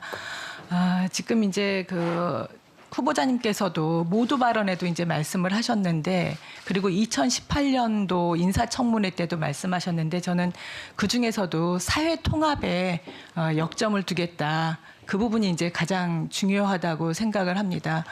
지금 그 지난번 대선에서 0.73% 차이가 났잖아요. 나라가 정말 두 동강이 났다고 그렇게 저는 생각을 합니다. 그리고 헌재 결정이 나오는 대로 사회 통합을 해줘야 되는데 오히려 사회에 이제 그 큰 파장을 주면서 갈등을 더 부추기지는 않았나 그런 우려를 합니다. 여태까지 그 헌재 결정례들 한번 제가 쭉 모아봤습니다. 그 다음 PPT요. 예, 쭉 보면은 처음에 이제 헌법재판소에서 수도 이전 기각 결정 신행정수도 특별법 기각하면서 이때도 굉장히 그 사회 갈등을 증폭시켰었고요. 그 다음 PPT 좀 넘겨주시죠. 그 다음 PPT 보시면 이게 이제 최시중 방통위원장 당시 미디어법 날치기 파문 사건이었습니다. 헌재 결정이 오히려 굉장히 그 국론이 분열되는 것처럼 그 찬반 그 여론이 있었고요. 팽팽했었고 그 다음 보시죠. 예, 검수완박 관련해서도 보수 언론이 굉장히 그 비판이 많았었습니다. 그 다음에 보시죠. 또 선거 연령 제한 갈등 이때도 헌법재판소가 어떤 그 사법적 판단을 하면서 사회 통합적 고려가 부족하지 않았느냐 그런 비판이 있었습니다. 그리고 그 다음 PPT 보시죠. 그 다음 그 후보자께서 하셨던 2015년에 고등법원 판사 재직 시에 MBC 사측에서 했던 그 전보 발령, 노조의 전보 발령 효력 정지 가처분 신청에 대해서 항소심 결정에서 그 기각 결정을 했지만 오히려 본안에 가서는 1심, 2심, 3심이 모두 다 사측이 패소를 했습니다. 이 부분에 대해서는 2018년도 그 청문회 당시에도 후보자께서 잘못된 판단이었다 그런 사과를 하셨습니다. 후보자께서 모두 발언에도 말씀하셨지만 지금 미디어 환경이 소셜 미디어 환경이 변하면서 결국 이 사회적 갈등이 헌법재판소로 넘어가는데 후보자께서 그러면은 언론의 독립성, 중립성 이 부분에 대해서 어느 쪽에도 치우치지 않는 중립적인 그런 판단을 하실 수 있을까 여기에 대한 우려가 많습니다. 제가 그리고 서면 질의에서 후보자께서 기억에 남는 이 언론 출판의 자유 보장에 대한 언론의 공정성과 독립성 확보에 관련된 그 내용을 좀 제출해달라고 했는데 제출하지 않으셨습니다. 이 부분에 대한 후보자의 의견을 좀 듣고 싶습니다. 기억에 남는 또는 앞으로 그 언론 출판의 자유 보장, 언론의 공정성, 독립성 확보에 대한 어떤 그 판단을 하시겠다. 그 부분에 대한 의견을 좀 듣고 싶습니다. 제 기억으로 조금 전에 존경하는 양정숙 위원님이 말씀하신 MBC 사건 항고심 이외에 언론과 관련되는 사건을 직접 판결로 담당했던 적은 없었던 걸로 기억하고 있습니다. 기억이 나진 않습니다. 네. 그렇기 때문에 제가 처리했던 사건을 가지고 말씀드리기는 한계가 있고요. 원론적으로 말씀드려서 당연히 언론 출판 자유가 최대한 보장되는 것이 민주주의 사회의 아주 기본적인 원리라고 저는 생각합니다. 그렇기 때문에 그러한 차원에서 언제도 어떤 판단을 해야 한다 하는 그런 원론적인 말씀을 드립니다. 그리고 지금, 구체적으로는 지금 몇 건의 언론과 관련되는 사건이 제기된 것으로 알고 있습니다. 제 주심이 아니어서 구체적인 내용을 알지 못합니다만 언론 보도를 보면 제기되어 있는 상황이어서 개별 사건에 대한 의견을 말씀드리기는 부적절한 것 같습니다. 예, 이제 그 헌법재판소에 올라가는 사건도 굉장히 이제 좀 시대적인 변화를 겪고 있지 않습니까? 예전에 어떤 국가 권력으로부터 이 인권 침해 사안이라면은 지금은 다 이제 정치적 이념이 그 다른 거에 따른 그 갈등에 따른 사안이 훨씬 많습니다. 그 다음 PPT도 한번 계속 보시겠습니다. 이상민 행정안전부 장관 탄핵소추 기각 결정도 여론과 다른 기각 결정을 해서 그때 굉장히 국민 여론의 분열이 있었고요. 또 그 다음 PPT 한번 보시면은 그 민주노총에서도 또 이 헌재는 교섭창구 단일화 위원 결정해야 된다는 굉장히 그 노동계의 입장을 반영하지 않은 그런 또 결정에 대한 그 우려가 있었습니다. 앞으로도 계속 이렇게 정치적인 그 대형 정치 사건이 이슈화돼서 헌재로 넘어갈 수가 있는데, 그러니까 그 후보자님께서 정치의 사법화 가 위험하다고 모두 발언에서 말씀하셨지만 사법의 정치화가 더 위험하다고 생각합니다. 이 부분에 대한 국민 불신을 어떻게 해소하실지, 헌법재판소장이 되신다면은 이 부분에 대해서는 어떻게 하실지 좀 견해를 말씀해 주시기 바랍니다. 예, 방금 의원님께서 말씀하신 것처럼 사법의 정치화가 굉장히 좀 우려스럽다고 말씀하셨는데 저도 같은 의견입니다. 지난 5년 동안 특히 2019년 이후에 저희 헌재만 보더라도 소위 근한쟁의 사건, 또 탄핵 사건 이런 정치 이슈와 관련되는 사건들이 과거보다는 많이 제기가 됐습니다. 그래서 아마 그 결정이 내려질 때마다 그 결론을 놓고 언론에서는 각자의 입장에 따라서 평가를 하는 것 같습니다. 근데 결국 저를 포함해서 재판관들 개개인이 그런 사법의 정치화의 어떤 폐단에 빠지지 않도록 노력하는 것 이외에는 달리 방법이 없다. 저는 그렇게 생각하고 있습니다. 재판의 독립상 어떻게 제도를 통해서 강요할 수는 없지 않습니까? 예. 예. 네, 양정숙 의원님 수고하셨습니다. 다음은 존경하는 이탄희 의원님 질의해 주시기 바랍니다. 예, 후보자님. 예. 예. 후보자님 서면 답변으로 헌법재판소 소장으로서 가장 중요한 자질에 대해서 국민의 기본권 및 헌법 수호 의식이 추철해야 된다 말씀을 주셨습니다. 또 방금 구두로도 민주주의 국가에서 언론 출판 자유가 최대한 보장돼야 된다 말씀을 주셨습니다. 관련돼서 좀 여쭙겠습니다. 오늘 아침에 언론 보도를 보니까 이런 내용이 있었습니다. 1989년도에 한 출판사 압수수색 그리고 주인이 연행되는 과정에서 영장 없이 압수수색이 이루어졌는데 그 이후에 후보자께서 압수수색 영장과 다른 영장을 발부해서 사실상 덮어줬다라는 취지의 의혹 제기 기사가 있었습니다. 혹시 어떻게 된 내용인지 좀 설명해 주시겠습니까? 우선 그 기사는 제가 여기 국회에 와서 네.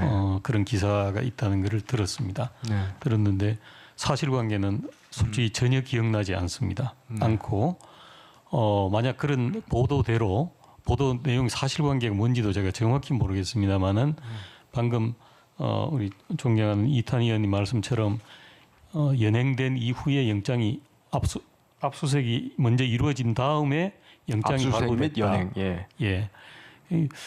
아마 담당하는 판사는 몰랐지 않았을까 싶습니다. 그런 사실이 있었던 것 자체를 담당하는 판사라면 후보자들 말씀하시죠. 예. 지금 그걸 알고 발부하지는 않았을 거라고 저는 추측합니다. 그러면 모르고 발부하셨었다라는 취지의 말씀이십니까? 그러니까 사실관계 자체를 지금 정확히 기억을 못합니다. 89년의 일이기 때문에 제가 조금 더 말씀드릴 테니까 한번 기억을 좀 더듬어 보시죠. 한겨레 신문 89년 4월 11일자 당시 기사입니다. 이날 인천시경은 압수수색 영장 없이 5개 서점에서 166권의 책을 압수하고 인천시 남구 도화동에 있는 만두리 서점 주인 김용환 씨를 연행을 했다. 그런데 그 이후에 인천지방법원 이종석 판사로부터 압수수색 영장을 발부받았다. 이렇게 돼 있거든요. 예. 기억이 안 나십니까 그래도? 예, 기억이 나지 않습니다. 실제로. 제가 하나만 더 말씀드릴게요. 이 당시가 노태우 정권에서 소위 이제 출판사와 서점을 대한 공안 탄압이 있어서 굉장히 국민적 비판을 받았던 시기입니다. 그래서 출판사 서점만 195차례 압수수색을 하고 책을 45,000권 압수하고 출판인 서점 관계자 44명이 구속이 됐습니다. 그래서 그해 국정감사 때도 국회의원들이 이 영장이 이렇게 남발되고 사법부가 오공화국으로 회귀하면 안 된다라고 하니까 행정처장이 의원들의 충고를 국민들 목소리로 받아들이겠다는 이런 큰 사건이었거든요. 근데 전혀 기억 안 나십니까? 예, 기억나지 않습니다. 그러면 최소한 확인하셔서요. 저희 오후에 질의할 테니까 다시 답변을 좀 충실하게 해주십시오. 예, 어떤 확인을 이 사건의 사실관계에 대해서요. 사실관계에 대해서요. 네. 그리고 본인께서 지금 말씀하신 게 모르고 했을 것 같다라고 추측성으로 말씀하셨는데 그 추측의 진위에 대해서 좀 확인해 주십시오. 예, 제가 이렇게 질문하는 취지는 이해하시겠지만 후보자도 말씀하셨듯이 지금 기본권하고 헌법 수호 의지가 투철한지 이게 지금 헌법재 소장으로서는 가장 중요한 부분인데 그 확인을 위해서 본인이 직접 아무리 오래전 사건이더라도 하신 사건이니까 최대한 기억을 하시고 만약에 잘못된 게 있으면 최소한 어떤 성찰을 하셨는지에 대한 말씀도 주셔야지만 예, 소장 후보자로서의 자질을 저희가 판단할 수 있을 것 같습니다. 알겠습니다. 관련돼서 좀 여쭙게요. 지금 최근에 방심위에서 가짜뉴스 심의센터라고 하는 걸 만들겠다고 해서 논란이 되고 있습니다. 근데 논란의 포인트는요.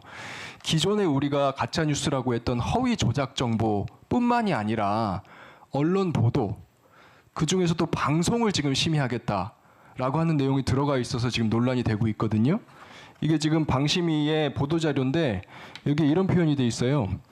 불명확한 내용을 사신 것으로 하는 방송, 이것도 지금 심의하겠다라고 보도자료에 명시했거든요. 이거에 대해서 후보자님 어떻게 생각하십니까?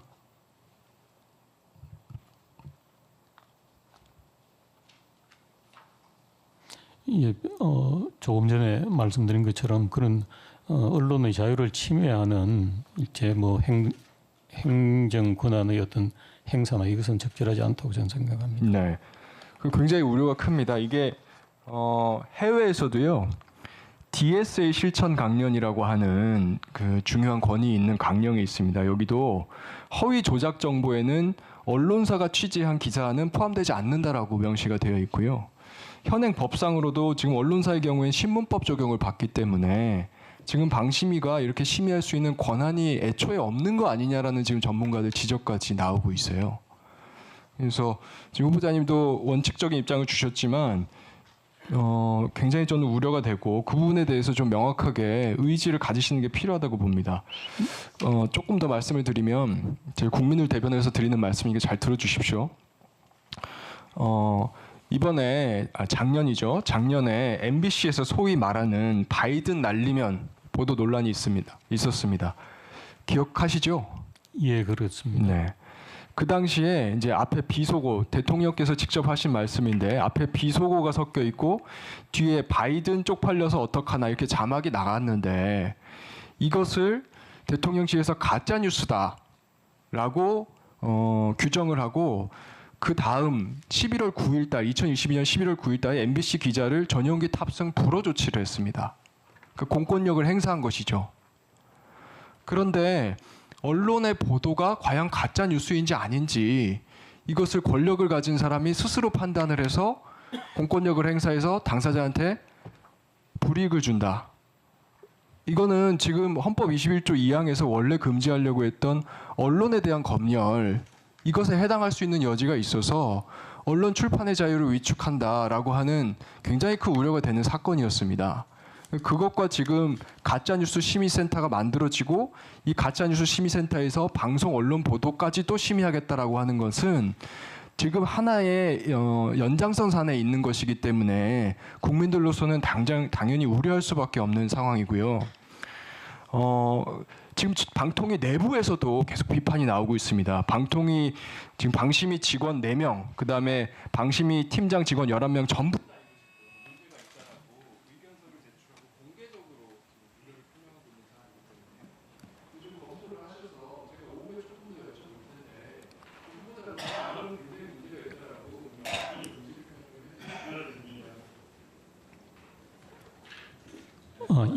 오후에 알겠습니다. 네, 존경하는 이탄희 의원님 수고하셨습니다. 다음은 존경하는 박형수 의원님 질의해 주시기 바랍니다. 예, 박형수 의원입니다. 예, 후보자님 먼저 헌법재판소장으로 지명되신 것에 대해서 축하드립니다. 예, 감사합니다. 아시다시피 헌법재판소는 헌법을 수호하고 국민들의 기본권을 지키는 최후의 보루입니다. 만약에 헌법재판소장이 지명되신다면은 하여튼 충실하게 업무에 임해 주실 것을 당부드립니다. 예, 그렇게 하겠습니다. 자, 일단 조금 전에 그 89년인가요? 89년에 뭐 서적을 압수하고 연행했다라고 이렇게 보도가 나왔다고 하는데 아마 서적 압수 연행 이렇게 얘기를 하니까 마치 지금 후보자께서도 법률 조항이 아마 잘 생각이 나지 않으실 것 같은데, 자, 기본적으로 체포할 경우에, 구속하거나 체포할 경우에 긴급해서 압수수색 영장을 발부받을 시간적 여유가 없을 때는 긴급 압수수색을 할 수 있습니다. 그리고 사후에 48시간 안에 압수수색 영장을 발부받으면 되도록 형사소송법 규정이 되어 있거든요. 그래서 그런 부분들을 이따가 점심에 또 확인을 하셔서 오후에 명확하게 좀 설명을 해주시기 바랍니다. 알겠습니다. 자, 저는 지금 헌법재판소의 헌법재판 지연에 대해서 좀 말씀을 드리고자 합니다. 법원에 지금 재판이 지연되고 있어서 많은 국민들께서 기본권 침해를 당하고 권리구제를 적시에 받지 못하는 이런 불편이 있는 것은 잘 알고 계실 겁니다. 그런데 그 똑같은 비판이 헌법재판소에도 마찬가지로 적용된다고 생각을 합니다. 지연된 정의는 정의가 아니다라는 것은 후보자님도 당연히 동의하시겠죠? 예, 그렇습니다. 네. 자, 21대 국회에 들어서 이 국회가 당사자인 권한쟁의 심판이 있었던 경우가 지금 이렇게 쭉 있습니다. 그런데 아직까지 지금 두 건은 심리 중이고 4월 14일, 5월 30일에 최근에 또 두 건은 판결이 났습니다. 이게 굉장히 지금 오래 걸립니다. 그 중에 첫 번째 건은 뭐냐면은 20년 7월 1일에 접수된 국회의원과 국회의장 간의 권한쟁의, 이거는 뭐냐면은 우리 21대 국회 처음 시작할 때 그때 각 상임위원회를 국회의장이 임의로 강제로 배정한 것에 대한 지금 권한쟁의 심판이거든요. 근데 21대 국회가 지금 끝날 때까지도 지금 아직까지 지금 판결이 안 되고 있습니다. 이렇게 굉장히 심각한 지연이 있다라는 말씀을 드리고, 자, 최근에 가장 최근에 있는 그 국회에서의 법률적인 쟁점에 대해서 제가 말씀드리겠습니다. 그게 뭐냐면은 지금 방송통신위원회 위원장에 대한 지금 탄핵입니다. 탄핵 소추안을 발의했다가 민주당이 철회를 했고 그것을 지금 국회의장이 수리를 했습니다. 자, 이 해석을 둘러싸고 지금 국회에서는 지금 심각한 문제가 지금 발생했습니다. 지금 아마 오늘쯤에 우리 당에서는 이 부분에 대한 권한쟁의 심판을 아마 청구할 예정일 겁니다. 자, 일단 이 탄핵 지금 관련한 법률 조항은 이렇게 되어 있습니다. 다음 한번 띄워주시죠. 국회법 제90조에 의하면은 의원은 그가 발의한 의안 또는 동의를 철회할 수 있다라고 되어 있습니다. 그리고 이 항에 뭐라고 되어 있냐면은 그럼에도 불구하고 본회의 또는 위원회에서 의제가 된 의안 또는 동의를 철회할 때는 본회의 또는 위원회의 동의를 받아야 된다라고 되어 있습니다. 그리고 130조에 의하면은 탄핵 소추안을 이 항에 의하면 이렇게 되어 있습니다. 탄핵 소추안을 법제사법위원회에 회부해서 조사하기로 결정하지 않은 경우에는 24시간 이후 72시간 안에 표결을 하도록 되어 있습니다. 규정은 지금 이렇게 되어 있습니다. 자, 여기서 쟁점은 뭐냐면은 지금 이 탄핵 소추안이 본회의에서 의제가 되었느냐 되지 않았느냐가 쟁점입니다. 자, 130조에 따라서 본회의에 일단 보고가 됐어요. 그리고 거기에 대해서 아무런 국회 관례상 보면은 아무런 절차가 없다라면은 24시간, 72시간 안에 표결을 해야 됩니다. 자, 표결을 해야 되는 안건이 의제가 안 됐다라고 할 수가 있겠습니까? 그다음에 또 한 가지는 자, 130조 2항 아까에 의하면은 법제사법위원회에 회부하지 않기로 의결하지 않은 경우에는 표결해야 된다고 되어 있어요. 그런데 지난번에 법제사법위원회에 회부하기로 이런 의결을 안 했습니다.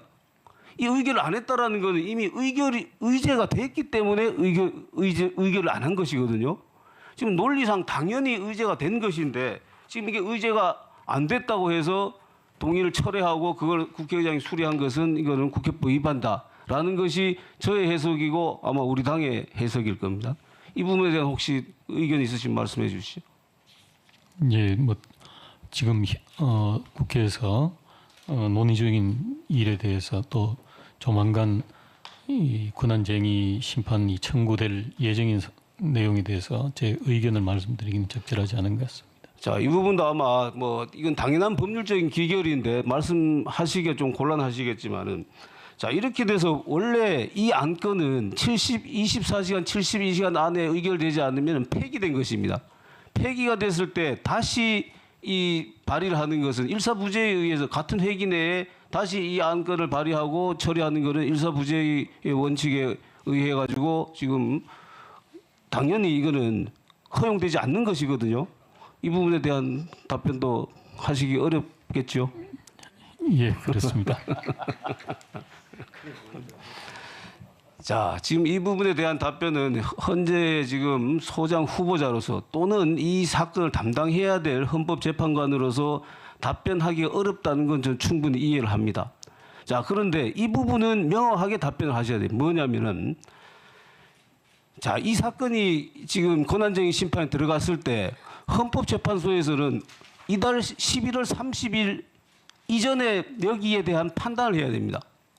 왜 판단을 해야 되냐면은 12월 30일, 12월 1일 11월 30일, 12월 1일 양일간에 지금 본회의가 예정돼 있어요. 그럼 민주당이 다시 여기에 대해서 지금 탄핵안을 제출하려고 합니다. 그 전까지 이게 판단이 되지 않으면은 결정이 되지 않으면 최소한 가처분에 대한 판단을 해야 됩니다. 가처분에 대한 판단을 하지 않았을 때 어떤 일이 벌어지느냐. 자, 우리는 불법적인 이건 탄핵 소추다라고 해서 권한쟁의 심판이 내려지기 전까지는 직무가 정지되도록 돼 있는데 소추 의결이 되면은 직무 정지를 받을 수 없다라는 입장입니다. 근데 민주당에서는 그렇지 않은 거란 말이에요. 직무 정지를 해야 된다는 입장입니다. 큰 혼란에 빠지게 돼 있어요. 그래서 저는 10초만 네, 네, 예, 드릴게요.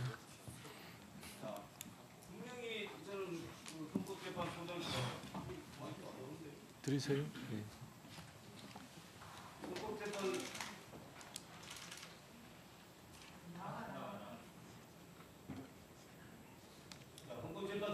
안 나오잖아. 나와요? 헌법소장 재판소장 후보자님께 헌법재판관으로서도 이 부분에 대한 가처분에 대한 판단은 반드시 11월 30일 이전에 할 수 있어야 된다. 그것이 헌법재판소가 존재하는 이유입니다. 국가 전체가 혼란에 빠지는 이런 상황들을 막아야 되지 않겠습니까? 그것이 헌법재판소의 존재 이유라고 생각하는데 이 부분에 대한 답변은 명확하게 좀 해주시기 바랍니다. 예, 그 존경하는 박경수 의원님께서 명확한 답을 요구를 하셨는데 이건 역시 제가 답을 하기가 적절하지 않습니다. 왜냐하면 저 혼자 결정하는 문제가 아니고 9명의 재판관들이 합의를 거쳐야 되는 사항이기 때문에 더더욱 제가 말씀드리기는 곤란합니다. 네, 박형수 의원님 수고하셨습니다.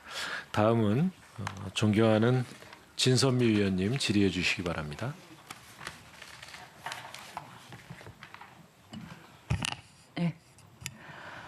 네, 먼저 후보자로 지명되신 거 축하드립니다. 예, 감사합니다. 네. 그러나 또 우리는 또 해야 할 일이 있기 때문에 청문위원으로서 질의를 하겠습니다.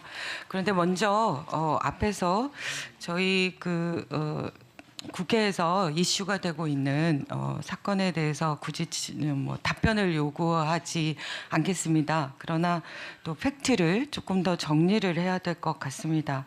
지금 우리 탄핵안 철회와 관련해서 이미 앞에서 다른 의원님께서 이제 헌법재판소에 제소를 할 것 같습니다. 그러나 우리가 알고 있는 내용은 좀 사실이 다르기 때문에 그 부분에 대해서 조금은 언급을 해야 되지 않을까 생각이 됩니다. 그러니까 실제로 국회 안에서 본회의에서 안건은 의사 일정에 포함되어야 비로소 의제가 됩니다. 그건 이미 국회 용어 해설집에도 의제라는 건 당일 회의에서 논의의 대상이 된 안건의 제목 이렇게 되어 있고요. 그래서 실제로 본 회의에 보고만 된 상태의 의안은 의제가 아니기 때문에 철회가 가능하도록 되어 있습니다. 실제로 국회법 90조에 보면 의제가 된 의안을 철회할 때는 본회의의 동의를 받아야 한다고 돼 있고 그렇지 않은 경우는 발의의원 2분의 1 이상의 철회 의사를 표시하는 경우에 그 즉시 철회가 가능하도록 이렇게 구분이 돼 있는 겁니다. 참고로 탄핵안이 의제돼 있다고 해서 무조건 표결로 가는 것도 아니고 법사위로 회부하자는 의견이 제출되면 또 그것부터 결정돼야 하는 것이고요. 그래서 이미 이상민 장관 탄핵안 사례에서 그 내용들은 충분히 살펴보면 이 부분이 의제가 되지 않은 거라서 당연히 철회 대상이 된다라는 것이 너무나 명백하다는 걸 미리 전제로 하겠습니다.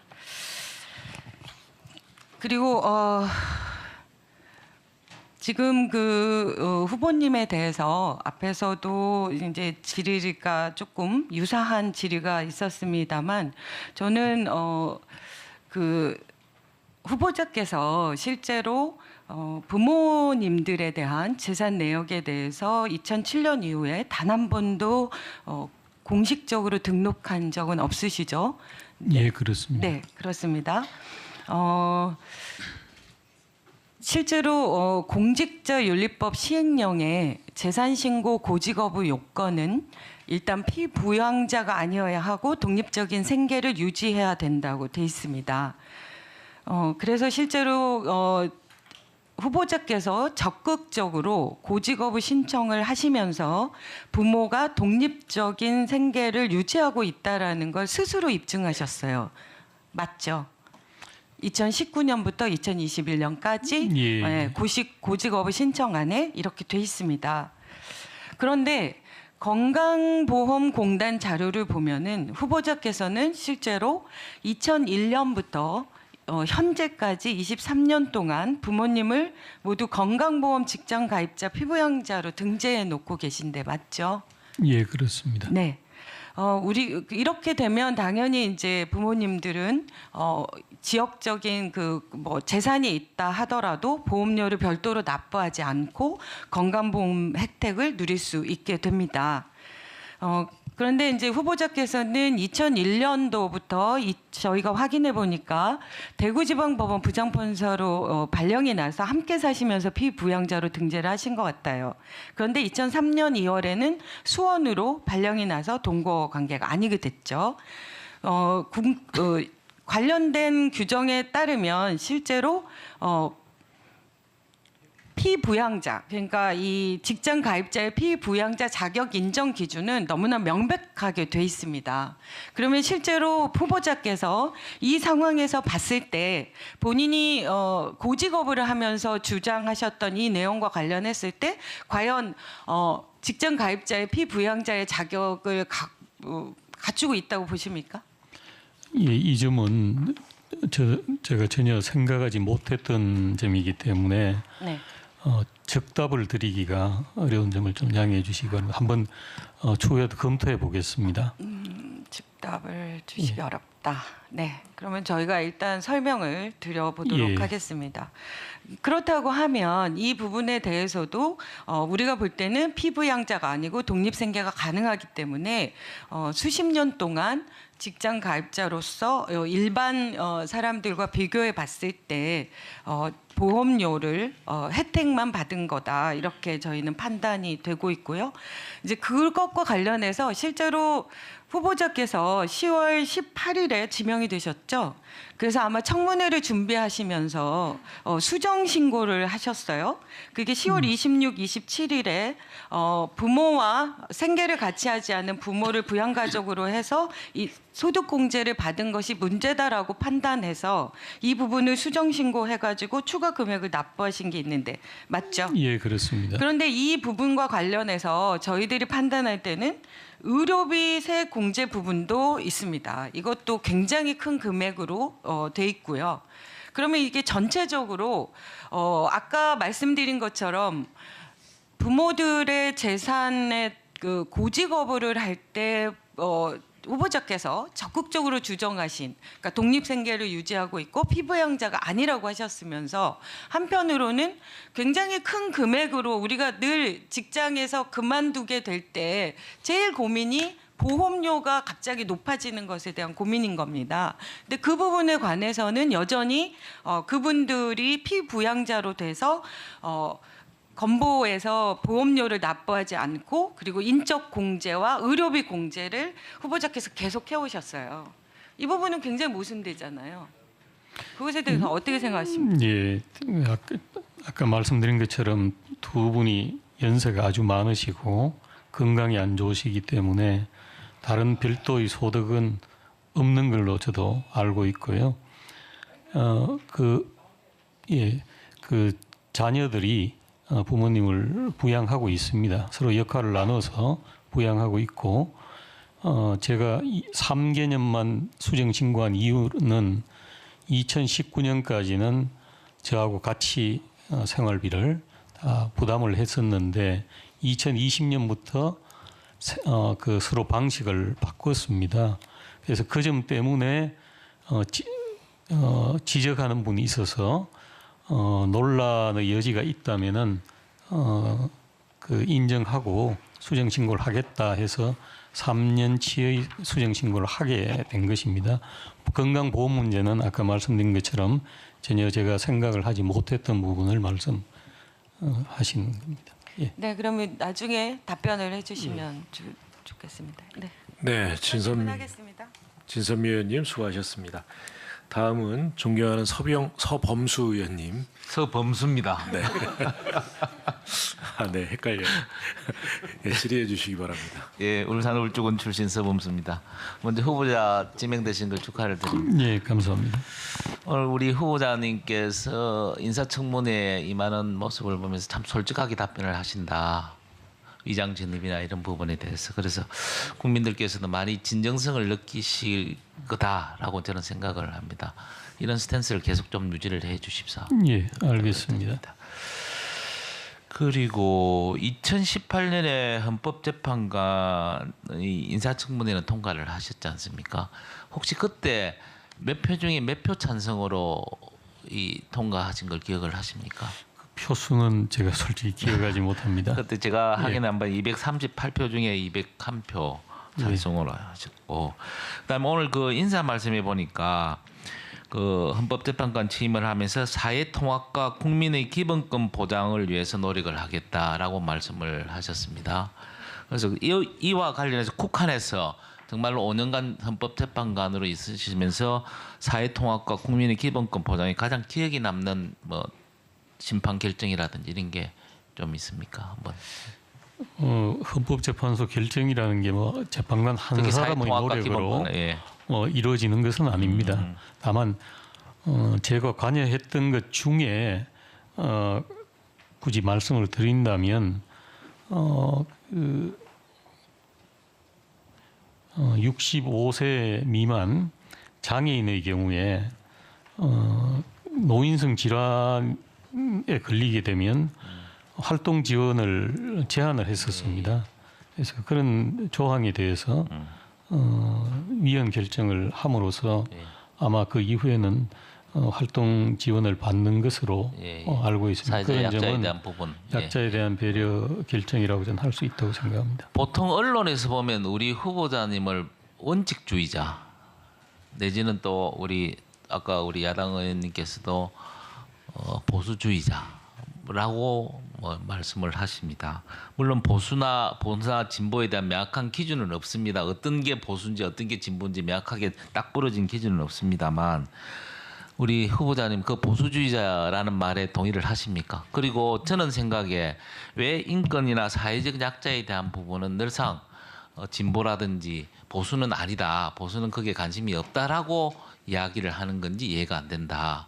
그에 대한 우리 후보자님의 생각은 어떠신지 한번. 예, 우선 그 이번 청문회를 앞둔 상황에서 여러 언론에서 그와 같이 보도를 하고 또 그 보도라는 게 뭐 단순히 그냥 근거 없이 하는 것이 아니라 과거의 결정을 분석해서 하는 보도기 때문에 그 보도 내용이 뭐 사실과 객관적 사실과 다르다 이렇게는 보이지 않습니다. 그런 의미에서는 존경하는 서범수 의원님께서 말씀하신 것처럼 저는 보수인 것을 받아들이겠습니다. 받아들이고 보수라고 해서 사회적 약자나 소수자의 인권을 무시하는 것은 아닙니다. 그렇죠. 그럼에도 불구하고 인권이나 사회적 약자에 대한 부분은 아시다시피 보수가 아무래도 개인보다는 국가나 사회의 이익을 상대적으로 좀 더 중시한다고 하는 게 일반적으로 뭐 이 책에 적혀 있는 내용인데 그런 점들이 영향을 주고 있지 않나 하는 그런 생각은 합니다. 그래서 좀 더 향후에는 아까 말씀드린 것처럼 좀 더 폭넓게 다른 시각에서 사건을 보도록 그렇게 노력하겠습니다. 그리고 아까 그 연임 그 임기 관련해서는 이제 남은 12개월 정도만 하는 걸로 알고 있다 하셨거든요. 알고 있다. 예, 저는 그렇게 받아들이고 있습니다. 만약에 헌법재판관이라는 자리가 연임이 가능한 자리지 않습니까? 그 일부 언론에서는 혹시 연임을 지켜서 계속 유지를 할 수도 있지 않느냐라는 이야기들이 있습니다. 예, 그 점은 부분에 대해서는 우리 원론적인 말씀을 드릴 수밖에 없습니다. 제가 뭐 임명권자가 아니기 때문에 제가 그것을 전제로 뭘 말씀드릴 수는 없고 아마 언론 보도를 보니까 연임한 재판관은 두세 분 계신데 소장은 없다 이런 보도를 본 있습니다. 예. 알겠습니다. 아까 그 우리 박영수 의원님이나 존경하는 진선미 의원님이 말씀하신 탄핵 소추안 관련해서 저희들은 생각은 본 의원의 생각은 이렇죠. 본회의 보고 후 24시간에서 72시간 이내에 표결을 해야 된다. 라면서 보고 후에 24시간까지 그 기간 동안 다른 공식적인 외형적인 어떤 절차를 없이 그대로 넘어갑니다. 그러면 그 의안이라는 거는 결국 숙려 기간을 거치는 24시간까지는 그 숙려 기간이라고 저희들이 보거든요. 그럼 결국 그건 어제다. 어제가 아니면 숙려 기간을 거칠 이유도 없는 거고 해서 저희들은 일방적으로 처리를 하면 안 된다는 생각을 가지고 있습니다. 그렇다는 말씀을 좀 드리고요. 예, 알겠습니다. 그다음에 최근에 지금 우리 대법원장님도 공석이 되셨고 그죠? 그다음에 헌법재판소장님도 공석이 돼서 양대 수장이 공석이 돼서 상당히 사법부에 대한 어떤 신뢰 부분이라든지 이런 부분들에 대해서 걱정을 많이 하십니다. 특히 이제 헌법기관의 어떤 공석의 한결의 부분이 있지만 그런 어떤 대법원장이라든지 헌법재판소장이 공석이 됨으로 인해서 이 국민들에게 피해가 오는 거 아니냐라는 걱정들을 많이 하시거든요. 거기에 대해서 지금 현재의 상황에 대해서 우리 후보자님이 갖고 계시는 견해를 간단하게 말씀을 좀 해주십시오. 예, 저는 그 대법원이나 헌법재판소가 소장, 대법원장이 공석이 되는 것은 바람직하지 않다 이렇게 생각하고 있습니다. 헌법재판소의 경우에도 지금 12월 달에 이미 평의가 지금 예정이 되어 있습니다. 내부적으로는 되어 있고 보통 한 달에 2차례 평의를 하고 또 한 차례 변론을 하고 또 한 차례 선고를 하는 게 일반적인 일정입니다. 그러니까 그 일정이 지금 12월에는 좀 차질이 생기지 않을까. 그런 결국은 이제 소송 당사자라든지 국민들에게 피해를 간다. 이런 말씀이겠죠. 예, 그렇다고 볼 수 있습니다. 예, 알겠습니다. 시간이 다 돼서 다음 보충 질문하겠습니다. 네, 서범수 의원님 수고하셨습니다. 다음은 존경하는 김성원 간사님 질문해 주십시오. 예, 후보자님 지명 먼저 축하드리고요. 예, 감사합니다. 오늘 청문회 잘 임해 주셔가지고 헌법재판소 잘 이끌어 주시길 바랍니다. 오늘 이제 주질의하고 이제 답변 과정을 이렇게 보면서 사실상 뭐 2018년도에 이미 한번 청문회를 겪으셨고 했기 때문에 제가 사실은 요 심사 경과 보고서 다 읽어보고 왔거든요. 그 이후에 특별하게 더 큰 문제점은 없지 않나 이렇게 도덕적인 면에서는 그렇게 좀 생각을 하고 있는데 그래도 마지막까지 의원님들 질의에 충실하게 좀 답변해 주시기를 바라겠습니다. 자, 질의응답 과정 중에서 나왔던 두 가지만 좀 한번 좀 짚고 넘어갈게요. 우선은 그 탄핵 소추안 관련해 가지고 이제 이런 겁니다. 이게 의안이냐 의제냐, 의안은 됐지만 의제는 아니다. 의안이고 의제고 이렇게 됐다. 이런 건데 이제 우리 쪽 입장에서 이 그 행정적 그 권한쟁의 심판을 하는 입장에서는 이것은 본회의에 보고된 이후에 24시간의 숙려 기간을 주고 그 24시간이 지나고 72시간 이내에 표결로 처리를 한다. 표결이 이 72시간 내에 표결이 되지 않았을 때는 그것은 법안이 폐기된 것으로 본다라고 나와 있기 때문에 이것은 의제가 됐다고 보는 겁니다. 연결선상이라고 보는 거죠.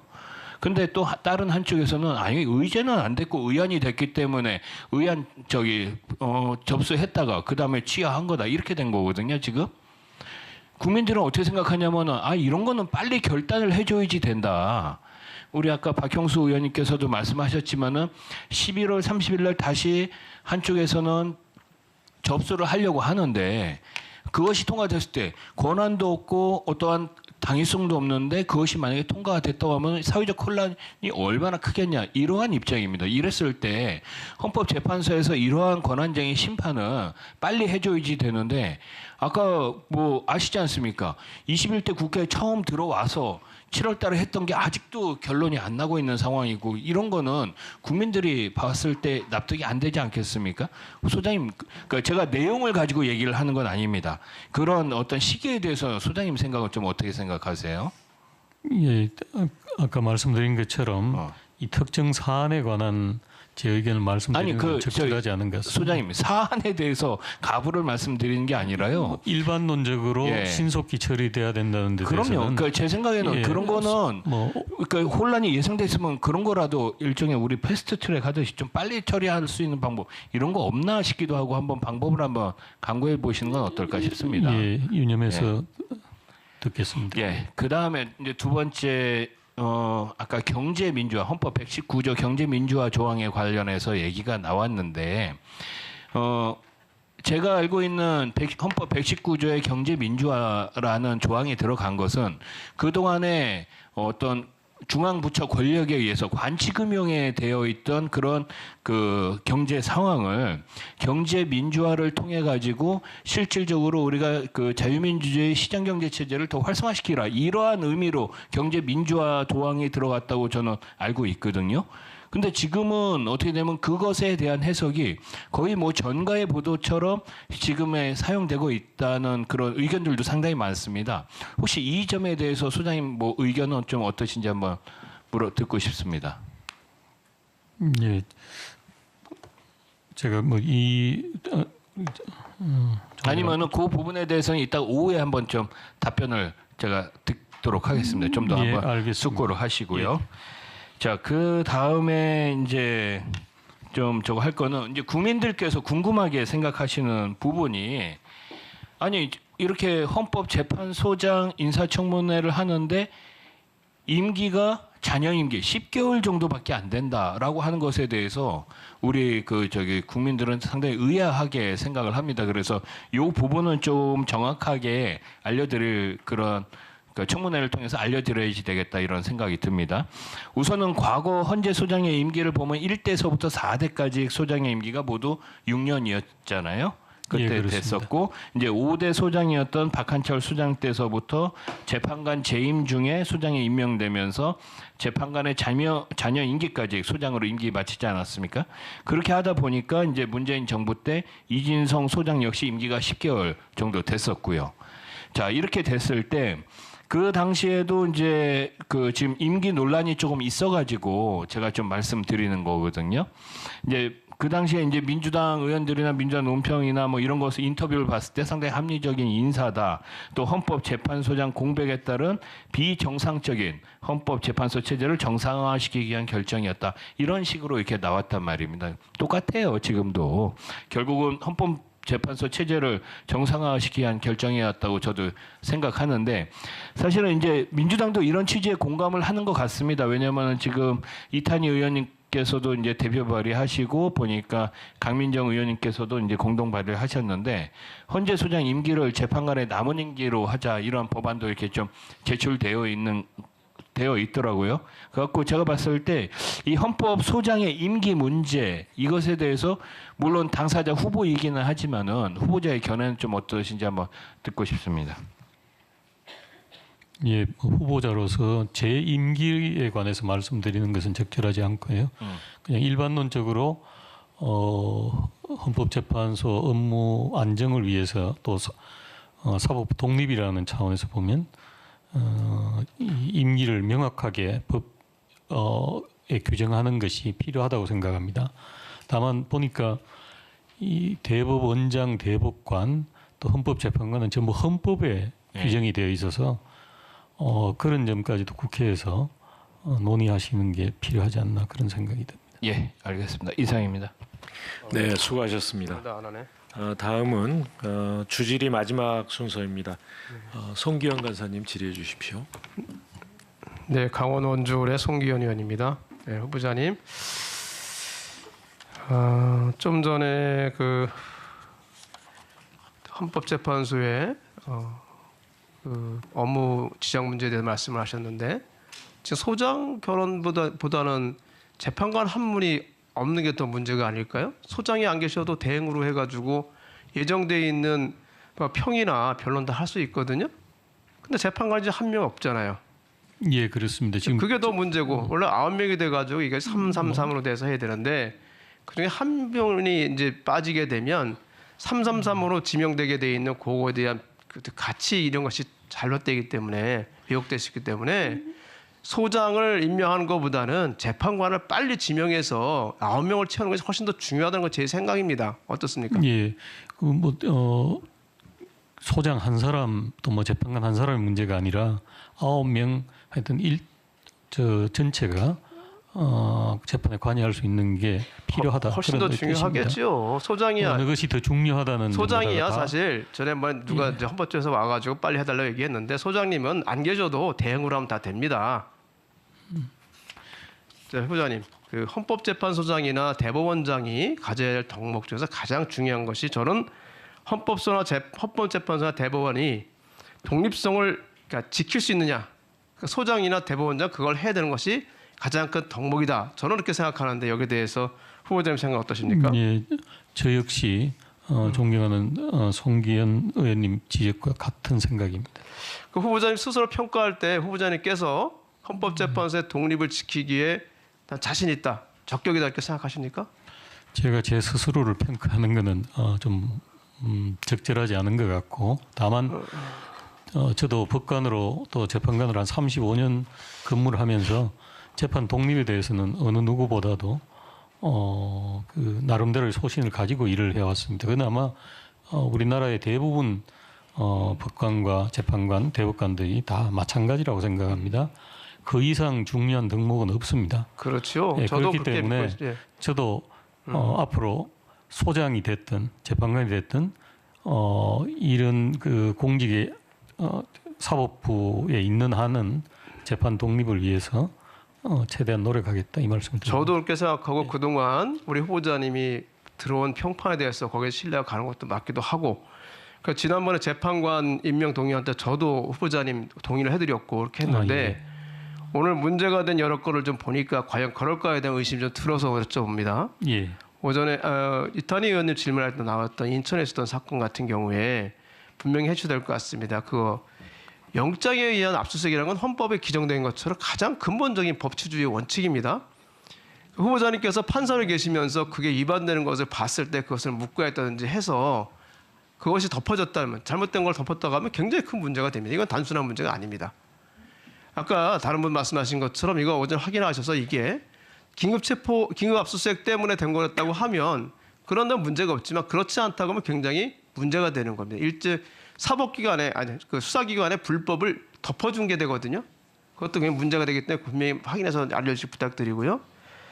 또 하나 제가 서면 질의에서 말씀드렸는데, 인사정보관리단에서 헌법재판소장과 대법원장에 대해서 1차 인정검증을 하는데, 우리 후보자님 답변이 이렇게 되어 있어요. 행정부의 조직에 대해서 구체적인 견해를 표현하는 것은 권력분립 원칙상 적절하지 않다 이렇게 말씀하셨는데, 저는 오히려 소장님이 되실 분이라면 이렇게 대답하면 안 된다고 생각합니다. 행정부에서 헌법재판소장이나 대법원장에 대한 인사검증하는 굉장히 부적절하다. 권력분립의 원칙을 위반할 수가 있다. 왜냐하면